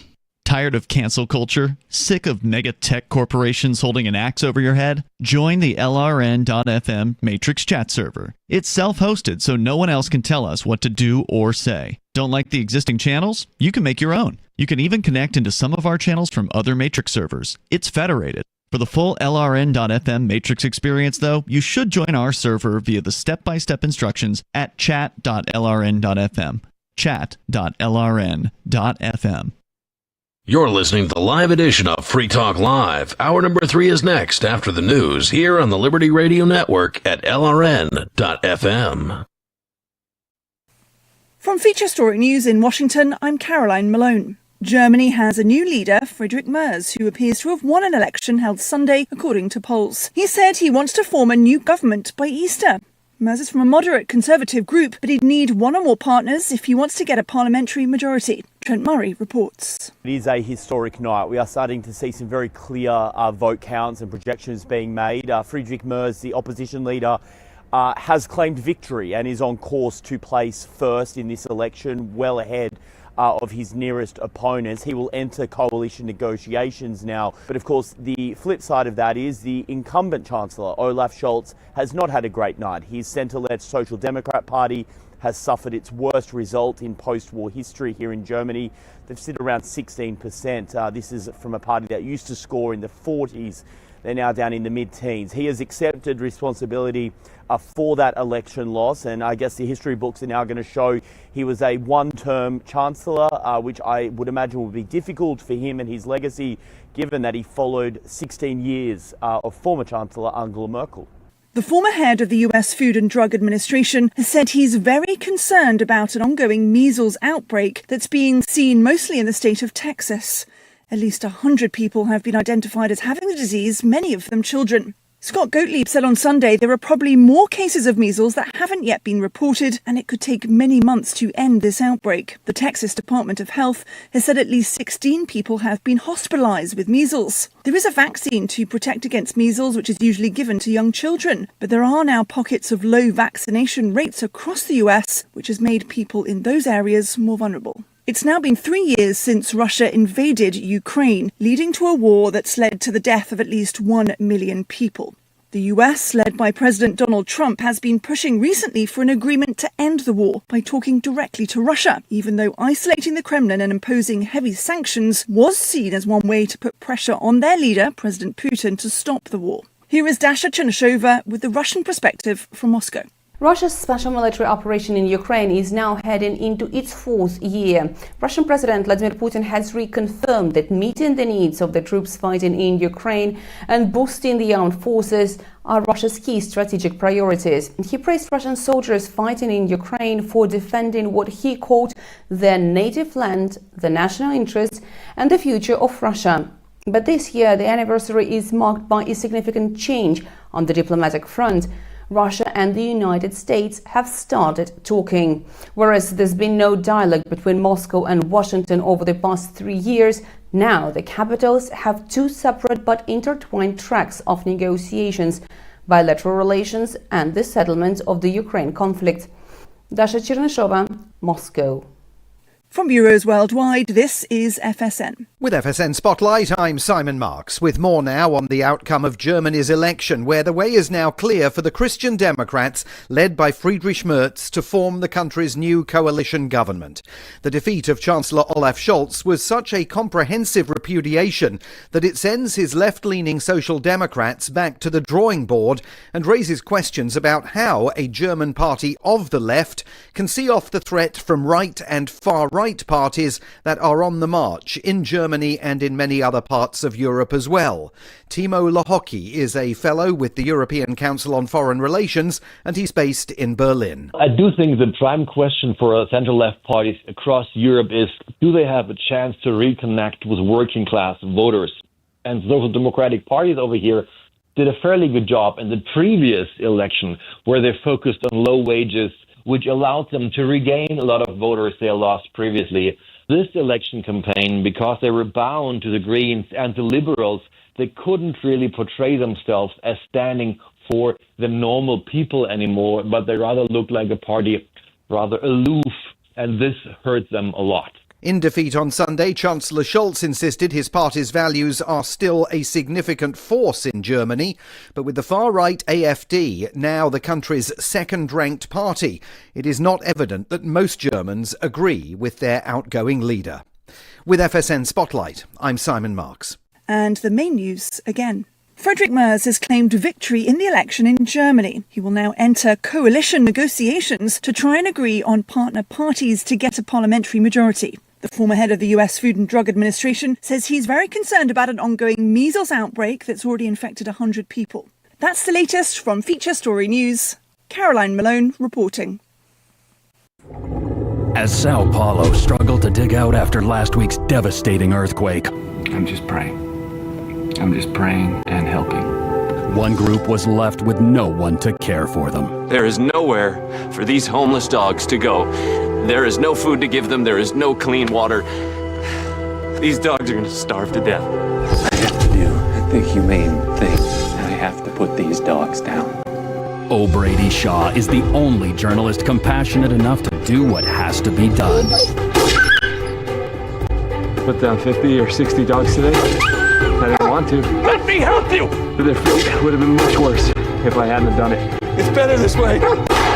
O'Brady Shaw goes where other reporters won't and does the jobs other reporters can't. I'm so sorry. Gut Check with O'Brady Shaw. Live from Sao Paulo. Tomorrow night, only on the Onion News Network. You can stick it to the man and big tech. Join our FTL social mastodon at social.freetalklive.com.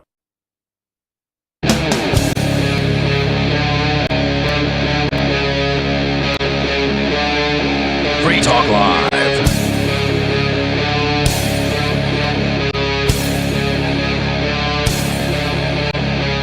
This is Free Talk Live.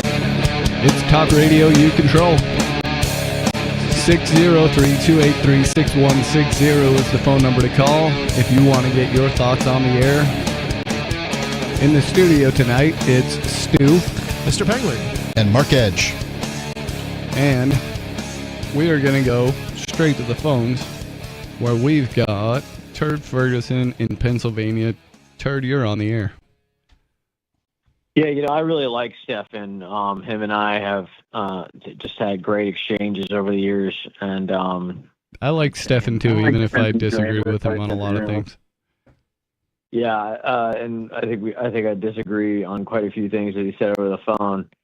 I gotta say, and I disagree with a bunch of things that Chris Wade said last segment. And yourself, Stu. But I gotta say, just primarily, I don't like the idea that an illegal immigrant, and I have no problem calling them an illegal immigrant because that's by definition what they are.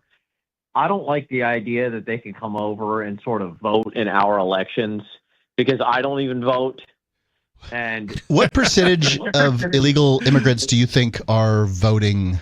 Percentage of the vote, percentage of illegal immigrants, whatever it might be. Now, does this because include? If I was an illegal immigrant, does this include? I wouldn't vote I wouldn't go to a government location and commit fraud, to vote in an election. Does this include Massachusetts voters coming to New Hampshire and voting in our elections Indeed, here? I mean, they're not illegal. There ought to be the death penalty for that one. one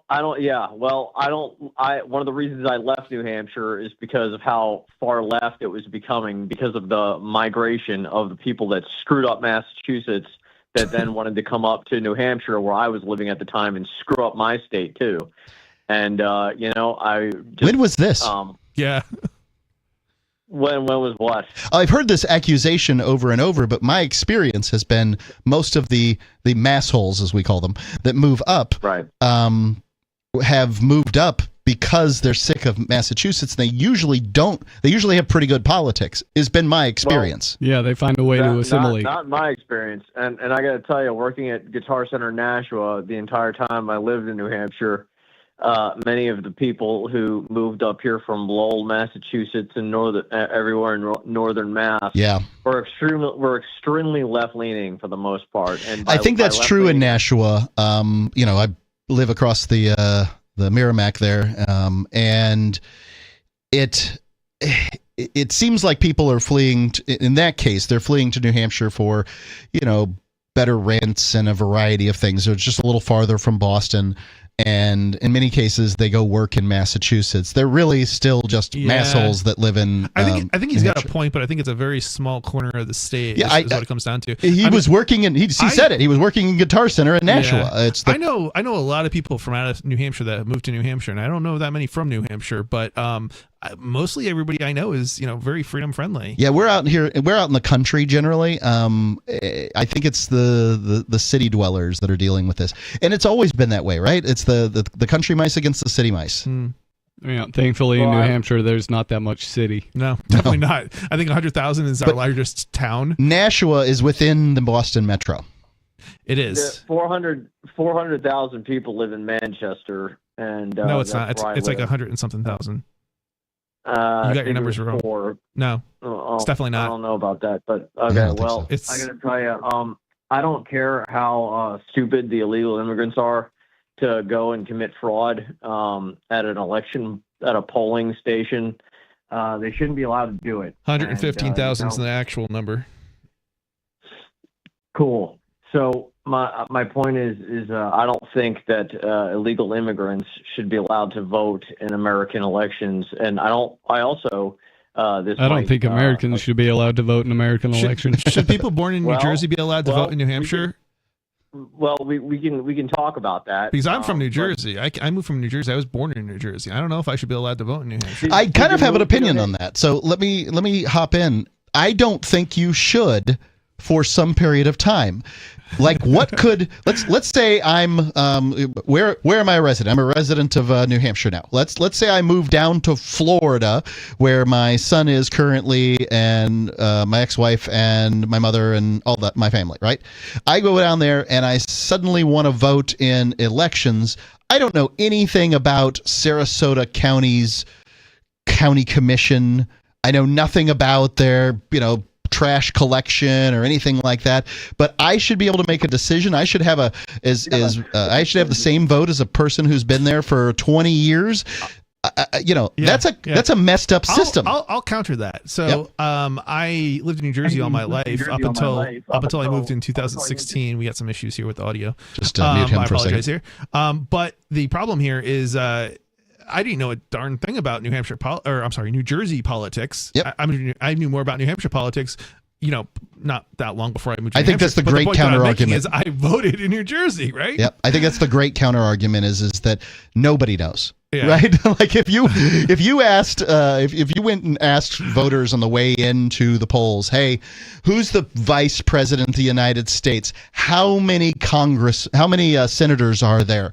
How many representatives? What's the name of your representative for this district? If you basically ask them the questions that are on the US citizenship test.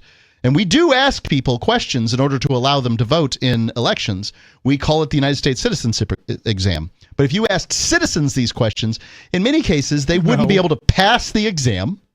And therefore, I don't think their vote should matter either. Yeah. I mean, the whole system allows ignoramuses to counteract the most informed person. The least informed person and the most informed person in a given jurisdiction have the same single vote. Yeah. Yep, and equal that weight. is a recipe for disaster. It is. It's a It big is. problem. And I think this all goes back to the argument that I would make is I don't really have a problem with socialists. I just don't want to be forced into their system, and vice versa. I don't want to force them into our system, right? But that's kind of why we need more choice.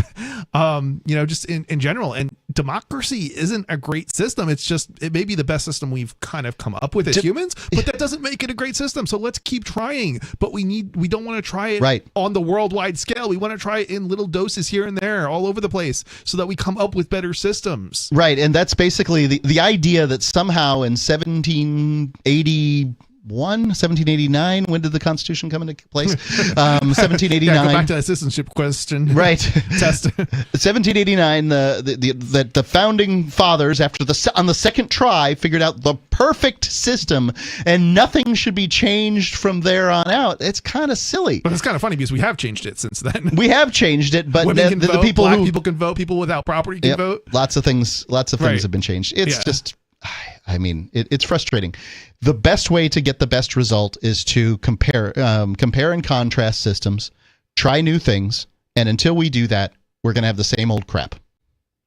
Turd, you got anything else on that? So the problem with all this is, and this is kind of why, like, one of the reasons why I don't call myself a libertarian anymore. The problem is, in the real world, what's happening right now is the Democratic Party sees a constituency base where there is a 90% probability, just based on the statistics, if they let illegal immigrants into the country and then let them vote in elections, that it will be enough people to sway the election. And these same people. I asked you, though, what percentage do you think is the illegals are voting in election? Because I think that it would be foolish to vote if you were an illegal in election, because your situation's tenuous as it is, and then you're trying to.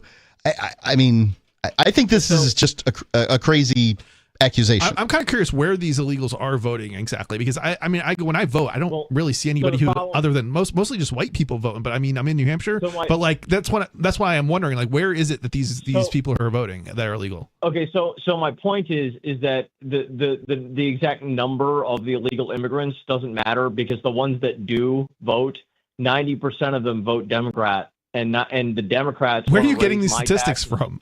And make me. I bet it's. I would guess that to some extent this is a true statement, because they believe the Democrats are going to give them more stuff.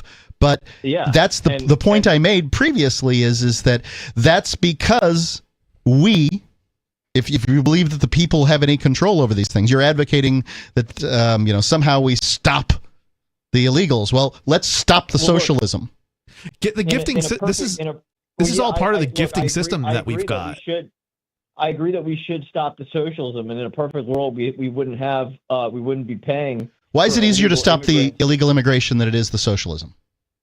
Well, look, this is the point I'm trying to make. Is in a perfect world, I agree, we wouldn't be paying in the first place for illegal immigrants to have health care or to have welfare, or paying to educate their children or anything like that. But even in an imperfect world, how does it make sense to go after people instead of programs? I'm telling you, in the current imperfect world that we live in right now, we have to pay for that, and I have a problem with it. Yeah, but why? It should stop. But why shouldn't we do the same thing for all the other programs? I mean, the Republicans get gifted things when they get elected, right? And the Democrats gift their constituency whatever it is that they want to gift them in order to get elected. I mean, every side does it. Chris, I'm trying to tell you right now that I agree that with you that we should have less spending on everything, but just because we should have less spending on everything doesn't make it okay that I have to pay for illegal immigrants to have Medicare in this country. I don't disagree with you on that either, but Chris, I kind of feel like I'm talking to a toddler right now. I mean, like, it's kind of like when people say, I'll take it as a compliment. Yeah, so the issue, Chris, is that more money spent on things that I don't like is worse than less money spent on things that I don't like. Like, that's kind of the point that I'm trying to make here. And, I got to tell you, I'm actually glad that we've arrived at this point in the conversation, because this is kind of why no one takes libertarians seriously anymore. Okay, because we're not racist. We can't have an honest conversation like this without bringing in the disingenuousness about the Democrats. Why should the Republicans be allowed to do it? As if anybody said that.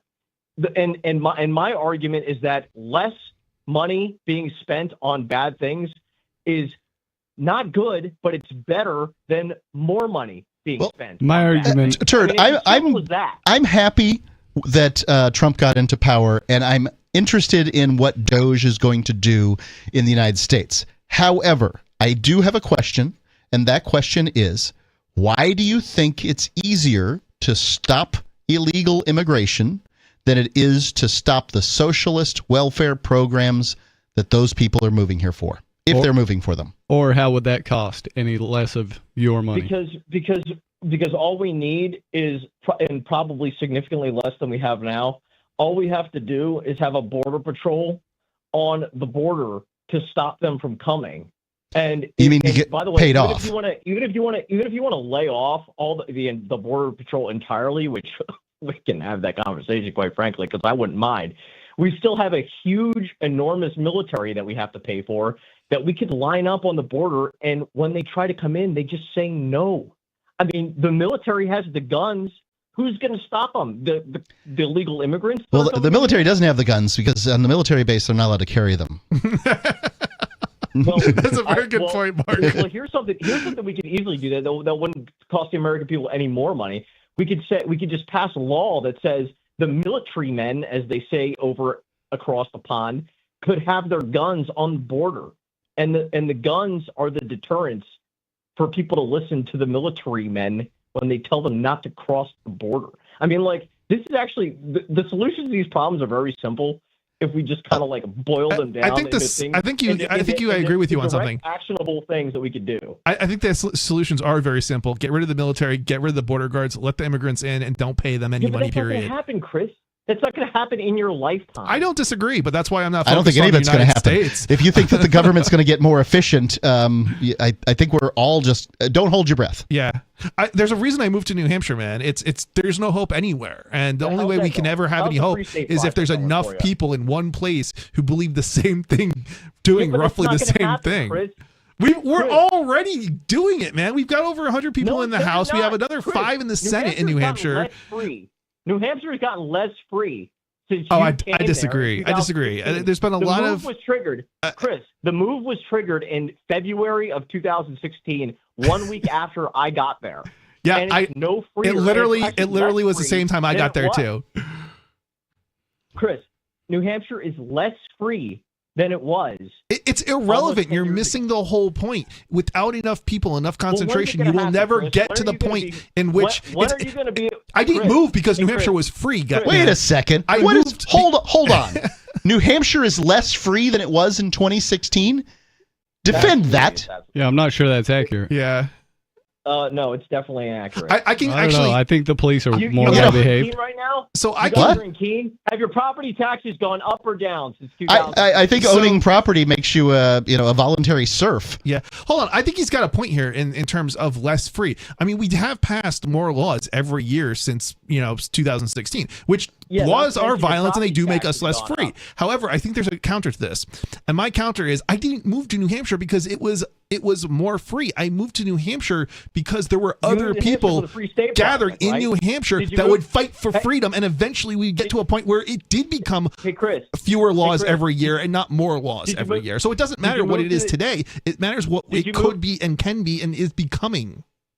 Yeah, fascinating, dude. Did you move to New Hampshire for the Free State Project or not?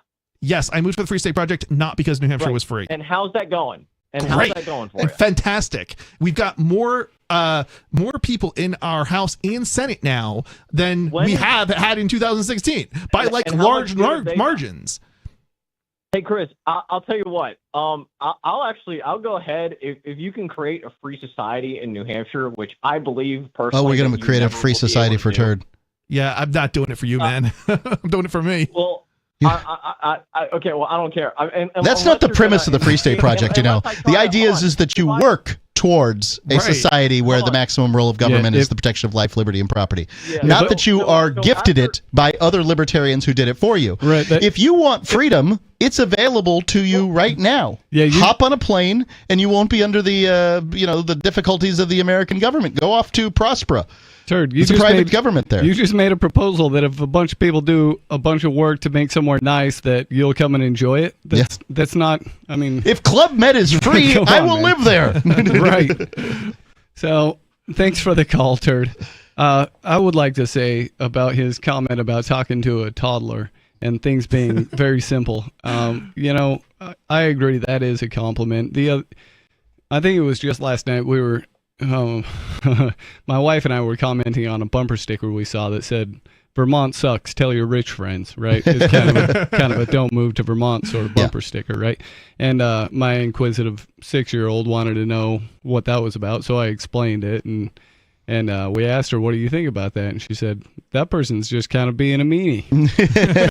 So it's not that hard to figure out. If somebody wants to move next door to you, unless you can buy that property to prevent it or some other voluntary means, that's too bad. You got to deal with it. I'm gonna reject the notion that laws mean bad, because not necessarily. We have a lot of liberty-oriented people in the New Hampshire House and a few in the Senate. It may be a little bit of an oversimplification. I'll give you that. And at this point, we have basically a libertarian veto. Since 2016, I believe we've had what I would call a libertarian veto. And that means that, yeah, things are getting passed, but that doesn't mean that the size of and scope of the state has increased in that amount of time. Yeah. And I would be willing to say that it has, at the very least, remained the same. That's kind of what a veto gives you, right? Like nothing changes. And Mark, I can add to that, actually. During COVID, New Hampshire, I believe, this is the only time I've ever heard of it happening, period, anywhere in the world. But New Hampshire didn't reduce taxes. They reduced the budget. The money that the government spent that year was less than the prior year. I had never heard of that happening anywhere. Like, is this something that's happened elsewhere? Because I've never heard of that. COVID really activated a lot of liberty-oriented people within New Hampshire, and although it wasn't the freest place in the country at that time, some places within New Hampshire being freer than others, since then we've put in a lot of sort of restrictions on the government to prevent them from sort of doing what happened previously. Yeah. Whereas definitely Michigan's gone the opposite direction. Yeah, definitely right? with the governor, there's restrictions on him now. So like, you can't just declare. This was the weakest governor in the of the 50 governors in the country at the start of COVID, and then became weaker still afterwards. Right. Yeah. I wonder if any of that had to do with the the group of people that gathered outside his home. Well, I've heard arguments for and against this particular activity, but whatever. Yep. Yeah, I don't know if I would call it a good idea, but it may have been effective. So before we went to the calls, we were talking about Guantanamo and the illegals being sent there. Do you have more from that story? Yes. Let me hunt this down. Excuse me. I was problem. looking things up when I was on the line there. Yep, that happens. Yep. So going on. Oh, this is the Trump story that I had. Sorry, I know we do research while we're live on the show. This is amazing. Right. Actually, having Basically, intelligent conversations. I with am people. finished with the migrant story. The punchline that I wanted to get to is 80 migrants have been transported to Guantanamo Bay to date, and this was less than a week ago. And 50 of them are high priority individuals, a Defense Department official said Wednesday. Some 700. It's a lot more. Military personnel are involved in the operation. All the migrants have been ordered removed by immigration courts, according to the DHS spokeswoman, although it is not clear whether any have any other pending claims for relief, such as obtaining a green card through marriage.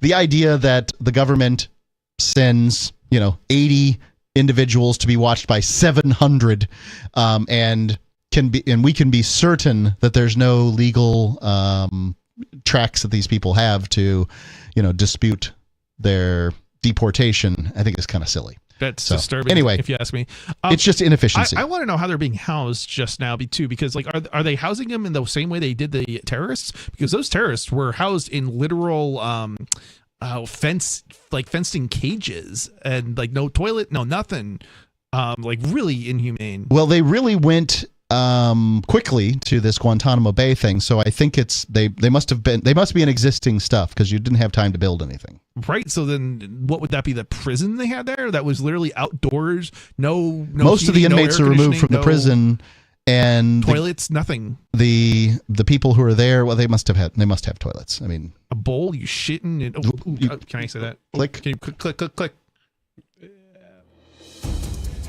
Oh, that's all right. So fleeting expletive. We can talk more about this or other topics Give us a call. Let us know what's on your mind. The phone number here is 603-283-6160. This is Free Talk Live.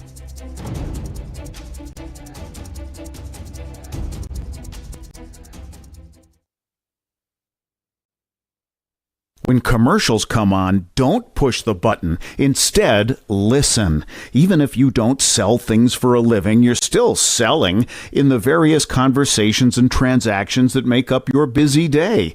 With money and attention so scarce now, effective communication skills have never been more important, especially if you're a job seeker. So take a lesson from Madison Avenue. Often the fewer words, the more effective the message. Like Jiffy Lube, where you never need an appointment, or the Office Max ad that says, you supply the ambition, we supply everything else. How about online ticket broker StubHub.com, the way in when it's sold out, or CyberCupidMatch.com's seductive, go ahead, it's okay to look. How cleverly and succinctly can you distill your message? For more tips, hit survivalspeech.com. I'm Holland Cook. From Feature Story News in Washington, I'm Nick Harper. The United Nations Secretary General has condemned the manner in which Hamas returned the bodies of Israeli hostages on Thursday. It comes as Israel's Prime Minister says Hamas will pay the full price for not releasing the body of Shiri Bibas. FSN's Jody Jacobs has more from UN headquarters in New York. The four people returned to Tel Aviv on Thursday morning were those of a mother and two children, along with 84-year-old peace activist Odette Lifshitz. Before handing over the coffins to the Red Cross, they were placed on a stage with armed Hamas gunmen wearing black and camouflage uniforms surrounding them. Plaques were placed on the coffins with slogans blaming Israel for their deaths. Antonio Guterres says he is appalled by the handover and that under international law, any handover of a dead person's remains must comply with the prohibition of cruel, inhumane and degrading treatment. A sentiment shared by the UN's human rights chief, who says the handover flies in the face of international law. The Trump administration is cutting deportation protections for more than 500,000 Haitians. They had been granted temporary protected status, or TPS, under former President Joe Biden, allowing them to work and live in the US after their home country was deemed unsafe. FSN's Tony Waterman has more. The Trump administration says protected status for Haitians will end in August, meaning they will lose their work permits and could be deported. The White House has already revoked this protection for some 600,000 Venezuelans. Critics of TPS say the program tends to be automatically renewed, even if the crisis in the migrants' home country has ended. The situation in Haiti has only deteriorated. According to the United Nations, violent gangs now control nearly all of the Haitian capital, while sexual violence against children surged a staggering 1,000% last year. Tony Waterman, Texas. Almost 60 million voters head to the polls on Sunday as Germany elects a new chancellor and government. The early election in Europe's biggest economy comes following the collapse of Olaf Scholz's former three-party coalition back in November. FSN's Trent Murray reports from Berlin. The latest polling suggests the Conservative CDU is likely to place first on election night, the party of former Chancellor Angela Merkel currently sitting on around 30%. Incumbent Chancellor Olaf Scholz will use his final hours of the campaign to rally his left-wing Social Democrat base in Cologne. His party is currently third on around 16%. In second place is the nationalist AfD. Criticised by its opponents as being too far right, it's unlikely to enter any coalition negotiations post-polling day due to a long-standing firewall principle between the main parties not to work with the AfD. From Bureaus Worldwide, this is FSN. Don't miss a moment of Free Talk Live. Get our archives daily via our podcast at feeds.freetalklive.com.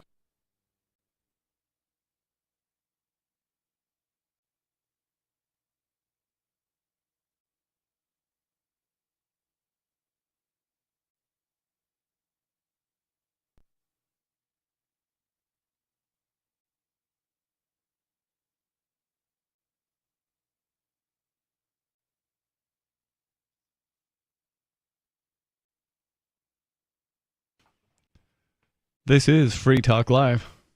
This is talk radio that you control. We're off air.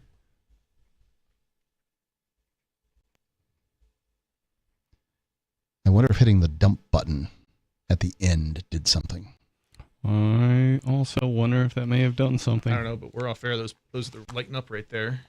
Well, those lights can be on sometimes, and we're still on the air. Yep, let's just go ahead. All right. Give us a call here at 603-283-6160. Yeah, somebody give us a call and tell us if we're on the air. Let's see. Tonight in the studio, it's Stu. Mr. Penguin. And Mark Edge. You know, I did want to talk about this story about Trump to personally inspect Fort Knox amid claims of America's gold could have been stolen. Yeah. Now, that's an interesting topic. It is an interesting topic, and supposedly it was during the Biden administration they were moving the gold out or something. Somebody made this claim on Fox News. I don't know what this means, and, you know, whatever. But here, President Donald Trump vowed to personally go to Fort Knox to inspect whether or not some of the nation's gold reserves had been stolen. And he said the billions in bullion, you don't get to say that every day, better be there. Billions in bullion better be there when he opens the door. All my life I've heard about Fort Knox. That's where the gold is kept, right? He told the Republican Governors Association on Thursday night. We're going to open up the doors, and I'm going to see we have gold there. We want to find out, did anybody steal the gold in Fort Knox?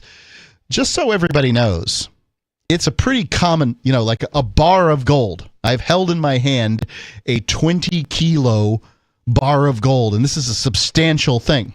Now, if you were able to take a piece of tungsten that was, you know, say 19 kilos or 19.9 kilos, cover it in gold, it would be indiscernible to anybody who didn't check. Yep. And I don't know what sending the President of the United States to go look at bars of gold is going to do, but, you know, Trump's going to inspect. So even a lot of these, laser diagnosis machines will tell you that it's a gold bar or whatever. They won't even see the tungsten underneath. They got to drill holes in these things. They really to find have to. out. Yeah. Yep. And as I understand, that's happened in the past is somehow we've, because it's worth it when you're talking about that much gold. It's not worth it with a gold chain to take tungsten and wrap it. But when you're talking about 19.9 kilos of gold versus tungsten, yeah, that's worth the scam. Wouldn't there be a weight difference in that? Almost none. Almost, yeah. Tungsten is very interesting. similar to the weight of gold. Yeah. So you mix tungsten in with something else that would offset it a little bit, and you probably do pure tungsten, which is not nearly as much as valuable as pure gold. Gotcha. And like, for instance, if it was aluminum wrapped in gold, you would immediately be like, oh yeah, I know that this is not a gold bar. Right. That would be much lighter. Anyway, he also vowed, I'm going to actually go. We're going to open the doors. We're going to inspect Fort Knox. We want to make sure that we actually have, 400 tons of gold or whatever the hell it is. It's, let's quote, ladies and gentlemen, it's a lot of gold. I don't want to open it up and the cupboards be bare. So, I don't know. I mean, I've wondered where this gold, if they've inspected this gold in the recent past, and I know they haven't. It's just, we just talk about Fort Knox and gold. And what happens if we do discover that it's like empty? What do you do? I think that's been the suspicion now for several decades, right? Biden already pardoned everybody. What are you going to do if they stole all the gold? I wouldn't be surprised if they sold it all off right after the gold ban back in the, what was that, the 30s? Again, it was as I understand, they did audit it not too long ago. Anyway, Elon Musk, who Trump tasked with weeding out wasteful government spending and the inefficiency, urged officials to audit how much gold is in Fort Knox military base in Kentucky. Decades-old conspiracy theory, the U.S. gold reserves are no longer there. I can't remember when they said Fort Knox holds roughly 147 million troy ounces of bulk gold. Okay, so there's, if I recall correctly, 12 troy ounces per pound. And I wouldn't, Why don't they just use kilos like everybody else? It would make it easier, wouldn't it? Sure would. So dumb. Let's see. It's held by the U.S. federal government, or 56.35% of the total, which I guess is in Fort Knox. The U.S. Mint Police are responsible for protecting the gold reserve. Gold reserves in the U.S., just like all gold reserves, act as financial safety net against economic instability. So, they don't have anything to do with the actual, currency or anything like that. They're not backed by gold. It's just to say the United States government's got some gold. Yeah, that's just their nest egg, which is the thing they don't want you to have. Right now, though, we're going to go to the phones. We've got Alu Axelman on the line. What's on your mind, Alu? Hi, guys. I just heard you talking about the gold. I'm not sure if I'm correct or if Mark is, but I'm pretty sure there is a way that you can tell if something is gold, even if it's plated with something. You could tell if it's gold or silver. You can ask Silver Dave about it. There's a machine, and there are other ways to do it too, but there are machines and stuff that can get pretty deep inside. I don't know if they can get through a centimeter or an inch of the plating, if it's gold or tungsten, but I'm pretty sure there are ways to tell if it's a fake. One would presume that they aren't moving the gold in and out of Fort Knox too often if they're doing their jobs. And if they're not doing their jobs, how are we really going to inspect this in the first place? I mean, I hope somebody goes in there with a gizmo or a Ryobi drill. I don't care what they do, but tries to figure out whether or not this is actual gold. Whatever the system is, I'm for the audit. Yeah. Yeah, Mark, you can trust that. We don't even audit. You could trust them as the government. If they wouldn't lie to us. If someone stole it, I'm sure they have cameras. Because we know, when there are important things, the cameras never go down. The cameras wouldn't break or be tampered with. That's never happened before with certain prisoners who might have died on the federal government's watch. So I'm sure there are cameras that monitor everything going in and out anyway. Yep, a very trustworthy institution. Do you have anything else on your mind, Alu? Yeah, I'm listening to last week. I'm still behind on the podcast. Rich said that he didn't want to sign a CPR card after learning how to do it because he didn't want the responsibility of having to do CPR. I don't think that learning CPR and getting AHA certified and signing the card makes you obligated to. I think it CPR does. To someone who's Those are the old Good Samaritan laws. I haven't seen much enforcement of them. different, but I don't think so. I'd be Even as a really paramedic, I surprised don't to see think somebody that- prosecuted that way, but I think it is Yeah, a in law most on the states, I don't books. think I have a duty to help anyone if I'm off duty, unless I'm on duty on the ambulance. Off duty, I don't think even I have any obligation, but each state has its own laws. But I don't think Richie, I don't think that'll be an issue for him. So there's a conductivity measurement, the eddy current principle, to measure the conductivity of the metal.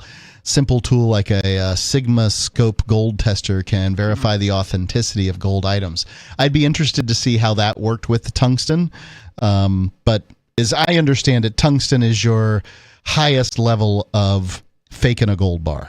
Yeah, mostly because of the I would just similar prefer weight. to Silver Dave on that one. Yep.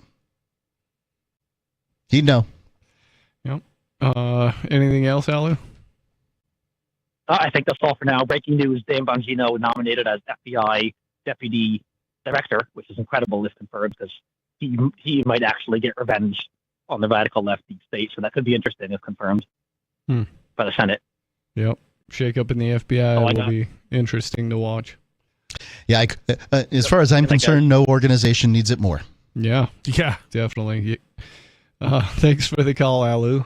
We're going to go to another call. We've got David in New Mexico. David, you're on the air. What's on your mind?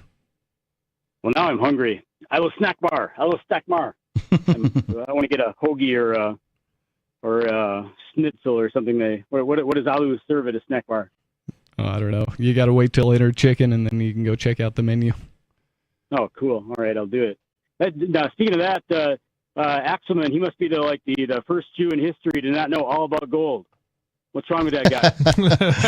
It's kind of funny. There goes your Jew card, Alu. All gone. Bye bye. And and Mark was finally onto it. You're getting warm, Mark. There are also other tests that are desktop countertop test that every Jewish gold and silver dealer everywhere in the world, including somewhere around you, knows how to do in 5-10 minutes right on their counter in their pawn shop, their coin shop, their whatever. But I was of the understanding that it didn't make any financial sense to do a tungsten-plated Walking Liberty gold coin or something like that, because essentially the cost of tungsten versus the cost of sort of creating a gold coin made this untenable. So the tests you would do on a gold coin would be entirely different than the tests you would do on a 20-kilo bar. Yeah, well, you would do the bottom line is you would do the right test. That's what you would do. I'm not even a Jew, and I know that. I don't know why. I mean, I don't. Is Elon Musk a Jew? We're sending in Musk to take care of this, right? Do we send the wrong guy in? He's got people. Musk has people. So does Trump. Why do you think Trump is buying Gaza, which is then going to be basically the Gaza Strip Mall? Israel. The Gaza Strip Mall. It's going to be like Trump this and Trump that and Trump the other thing and stuff like that. And Kushner is salivating, and that's what they've had planned for like the last decade, is to level that thing and put up a Riviera and build a canal and compete with the Suez and put them out of business and then make all the money for themselves. That's what's going on there. At least a couple years ago, there was some record of Kushner talking about this plan to build Gaza developments.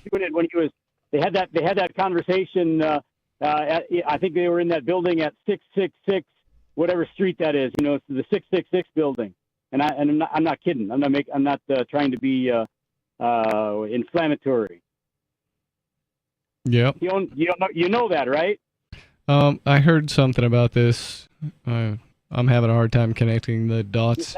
I suppose you could do in Israel, if you wanted to. It looks like you could do some kind of canal, and the Gaza Strip does stand in the way of this. Although you could just go around it if that's what you wanted to do. Well, they don't want to do that. Why do they want to go around it when they can use it as an excuse to get rid of all those people? Well, what do you mean get rid of? Well, like they're doing. Have you seen the place? Well, I mean, obviously genocide's a very bad thing, but I imagine most of the people who live in the Gaza Strip would take some kind of relocation package pretty quickly, wouldn't you? Yeah, well, wait a minute. Genocide, it depends on your point of view. It might be a good thing. Anyway, that's what they've been doing. And then the ones they don't genocide, then they do like Trump said, and they just find countries that will take them one way or the other.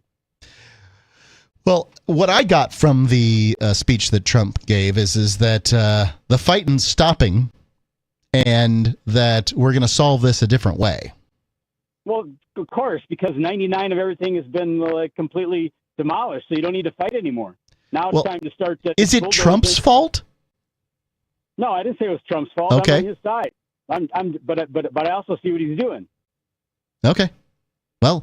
So no, you're reading too much into what I'm saying and how I'm saying it. You're not. Don't worry about what I'm thinking. I'm worried more about what I'm saying as opposed to what I'm thinking. Okay. Yes, it seems like there's been a lot of fighting in the Gaza Strip. It seems like it was an S-hole to start with, and it's worse now. Yeah, and it all started, and it's all been in the works since 1946, 47. This is all they knew this was coming back then. Was the 7-Day Wars the fault of the Jews that they won when like 3 or 4 countries attacked them and they took more land? Well, wait a minute. The 3 or 4 countries attacked them, but where were the Jews, the quote unquote Jews? Let's just say Israelis, Jews, those people, whoever they are. Where were they? Let's say in 1935 or 1915. I presume some of them were in Israel and some of them were in Europe. I don't think any of them. I don't think any of them were. Well, it wasn't Israel back then. Israel's a made-up name. Okay. Israel's not in the Bible. I don't know. I feel like I definitely heard the word Israel in the Bible. That land was Judea. Judea, and then okay. The Romans. Wasn't there a North and South Kingdom? One of them is called Israel, the other one called Judea. I feel like it's changed a lot over the hundreds of years that we're talking, thousands of years that we're talking about. I mean, ultimately, what are you going to do about it? You know, you're not going to go back and change time. I mean, the people who lost their, their land ownership during the 7 Days War, who lost it during the land grab, who lost it in Cuba, in Havana. I mean, like, all these things are just dead and buried. There's nothing we're going to do to change it. Wait. Yes, true. You got to go forward. However, what is that? Well, let's go back to Solomon, first of all. Solomon the king? Yeah, there's nothing new under the sun. There's nothing new under the sun. This is mathematics. Now take that number. There's nothing new under the sun, and add it or multiply it, whichever you want to do. To now you maybe lose my train of thought. What's the other one? Those that don't know history are doomed to repeat it. Yeah. Yeah. So that's why. You're talking about the past doesn't matter, but it does. I'm not saying it doesn't matter. I'm saying to obsess upon it is kind of pointless. I'm not obsessing. I'm not obsessed. I'm as obsessed about this as I am about going into second grade math and doing the assignment to add 2 + 3 = 5. I'm obsessed about this in the same way because there's nothing new under the sun. Plus, those who don't learn history are doomed to repeat it equals the situation you're in now. And if you added the two previous to getting into that situation, you wouldn't be in the situation. Well, these plans have been in the works for a long time, and 1948. It goes back even into the 1800s somewhere. That's what I said. I'm intentionally contradicting myself. And point. When you look at these things, you can see that some people's property was taken unfairly, but there's not a lot you can do about it at this point. It's so messy. And I would like to point out, when they say that the Palestinians' land was taken, in many cases those people were renters. So in some cases they weren't too. There are Arab Israelis. Doesn't this go back like thousands of years? Weren't the Jews like taken to Egypt or something, and who knows? Imprisoned, and then like their land was taken? No. Is that not what happened? I can answer your question. Yeah. Go ahead, answer it. The people that you're thinking about that were taken to Egypt or whatever, the emphasis being on those people that you're trying to identify, that you're thinking of, they are not the people who presently occupy Israel, the country of Israel. They're not the same people. Well, no, obviously, we've had thousands of years between then and now. But I'm not talking about that they're not the actual individuals. I'm talking they're not the same descendants. They're not genetically linked. Okay. The people, yeah. All right. I have no idea where you're going with this, but. Well, I do. Ashkenazi Jews aren't real Jews. Pardon? Ashkenazi Jews aren't real Jews. Well, first of all, you're using that's your claim.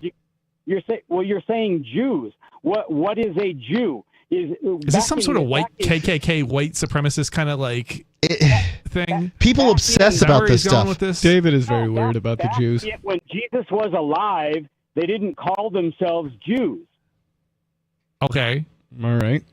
So what's the point? The word Jew is a modern creation. So what okay, I've only read the English Bible, right? Like, I can't read Aramaic, and I can't read Hebrew, and I can't read ancient Greek, but the word Jew definitely shows up in my Bible. Well, who translated it? Who printed it? In the case of my Bible, it's the New International Version, so it was made in 1971, if I recall. What difference does it make if we're just swapping out a name, right? Like, if you call it something else, it doesn't change anything, right?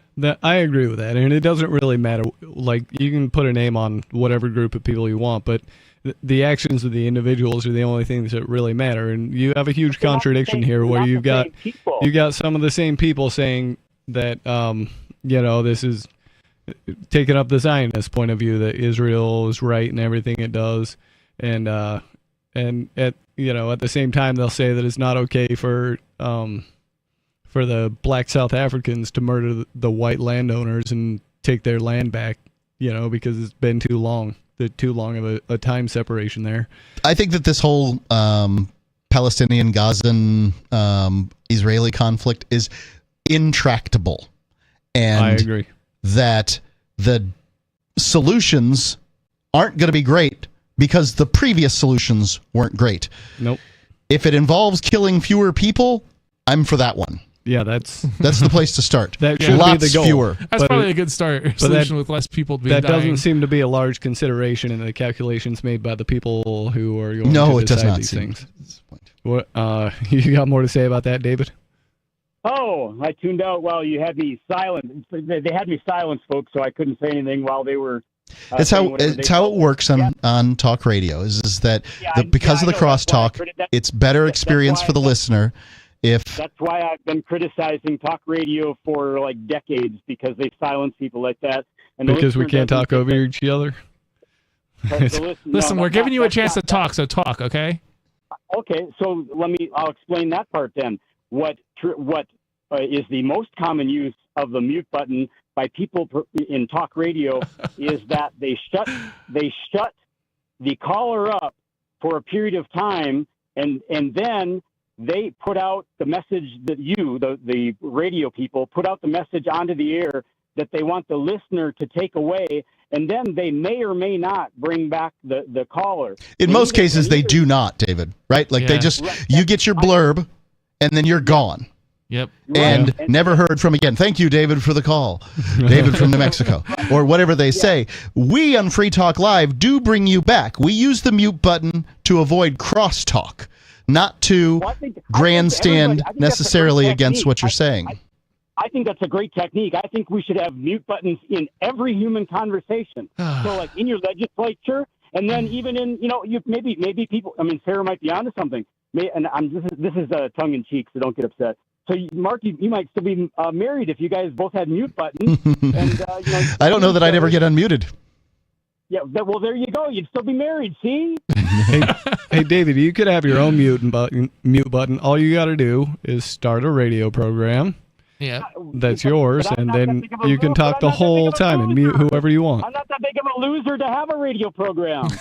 Well, you sure call into one. I think you should move up here. I'll advocate for you getting on Free Talk Live.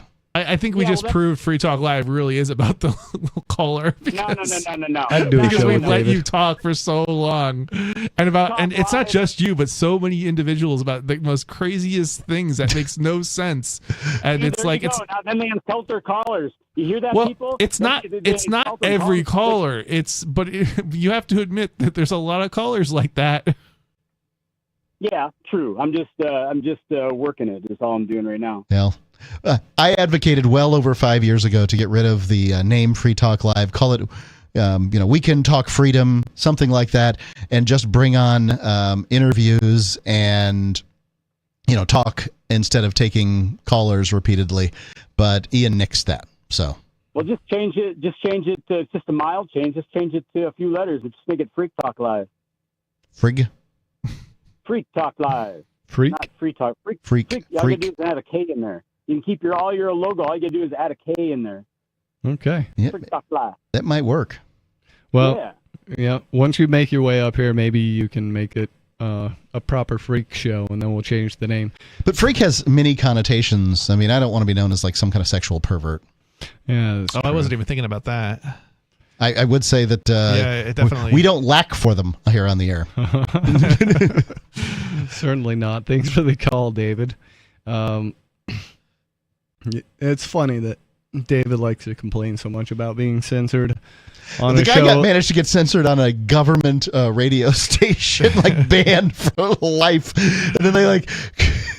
That's right, and David's notorious, from what I know, for calling radio stations. And pretty much any radio station that has a show that you can call into is well aware of David from New Mexico. I have to say I can kind of relate to how somebody's feeling when they call a radio show, because it is kind of hard to talk on a radio show, like especially over a phone. It's like you're not necessarily going to get all the time or get everything out that you want to say.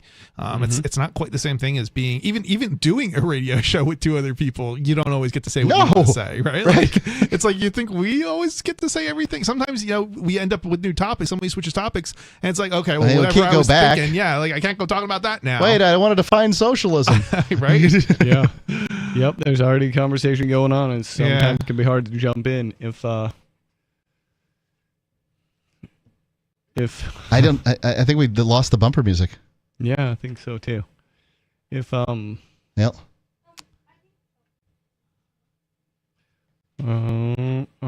Either way, we're off the air. Okay. Yeah, we gotta be. The lights went off. I don't know when, but. No, there was no bumper music no on the way bumper in, no music bumper on the music way on the way in or out. out for the last segment. Well, when we first started, there was, but not later. That's really weird because it was playing on. I didn't know if I should like signal to you guys, but I checked and it was playing on. Listen on Free Talk Live, and that means it's on the air. And I went over here and see how we're off the air and now there's nothing happening here. And oh yeah, these two are on this side. They were here, so this means that they're just like local, and this means it's at like the FTL server, like it's like going out. Mm-hmm. So were we not off the air at any point? I think we did a segment without bumper music. Now that's the question I have. Yeah. What Yeah. happened to the bumper music? How do we get it back? And why did it think? Why did the lights go off? Tomorrow? I mean, go off. Because there was 10 seconds of no noise as the bumper music didn't play. We didn't know. Coming into the last segment? Yeah, we didn't Oh. Oh. Well, actually, that makes sense because that's happened before. It actually kind of doesn't make sense because it's not supposed to be that way. Like pre Ian going to jail.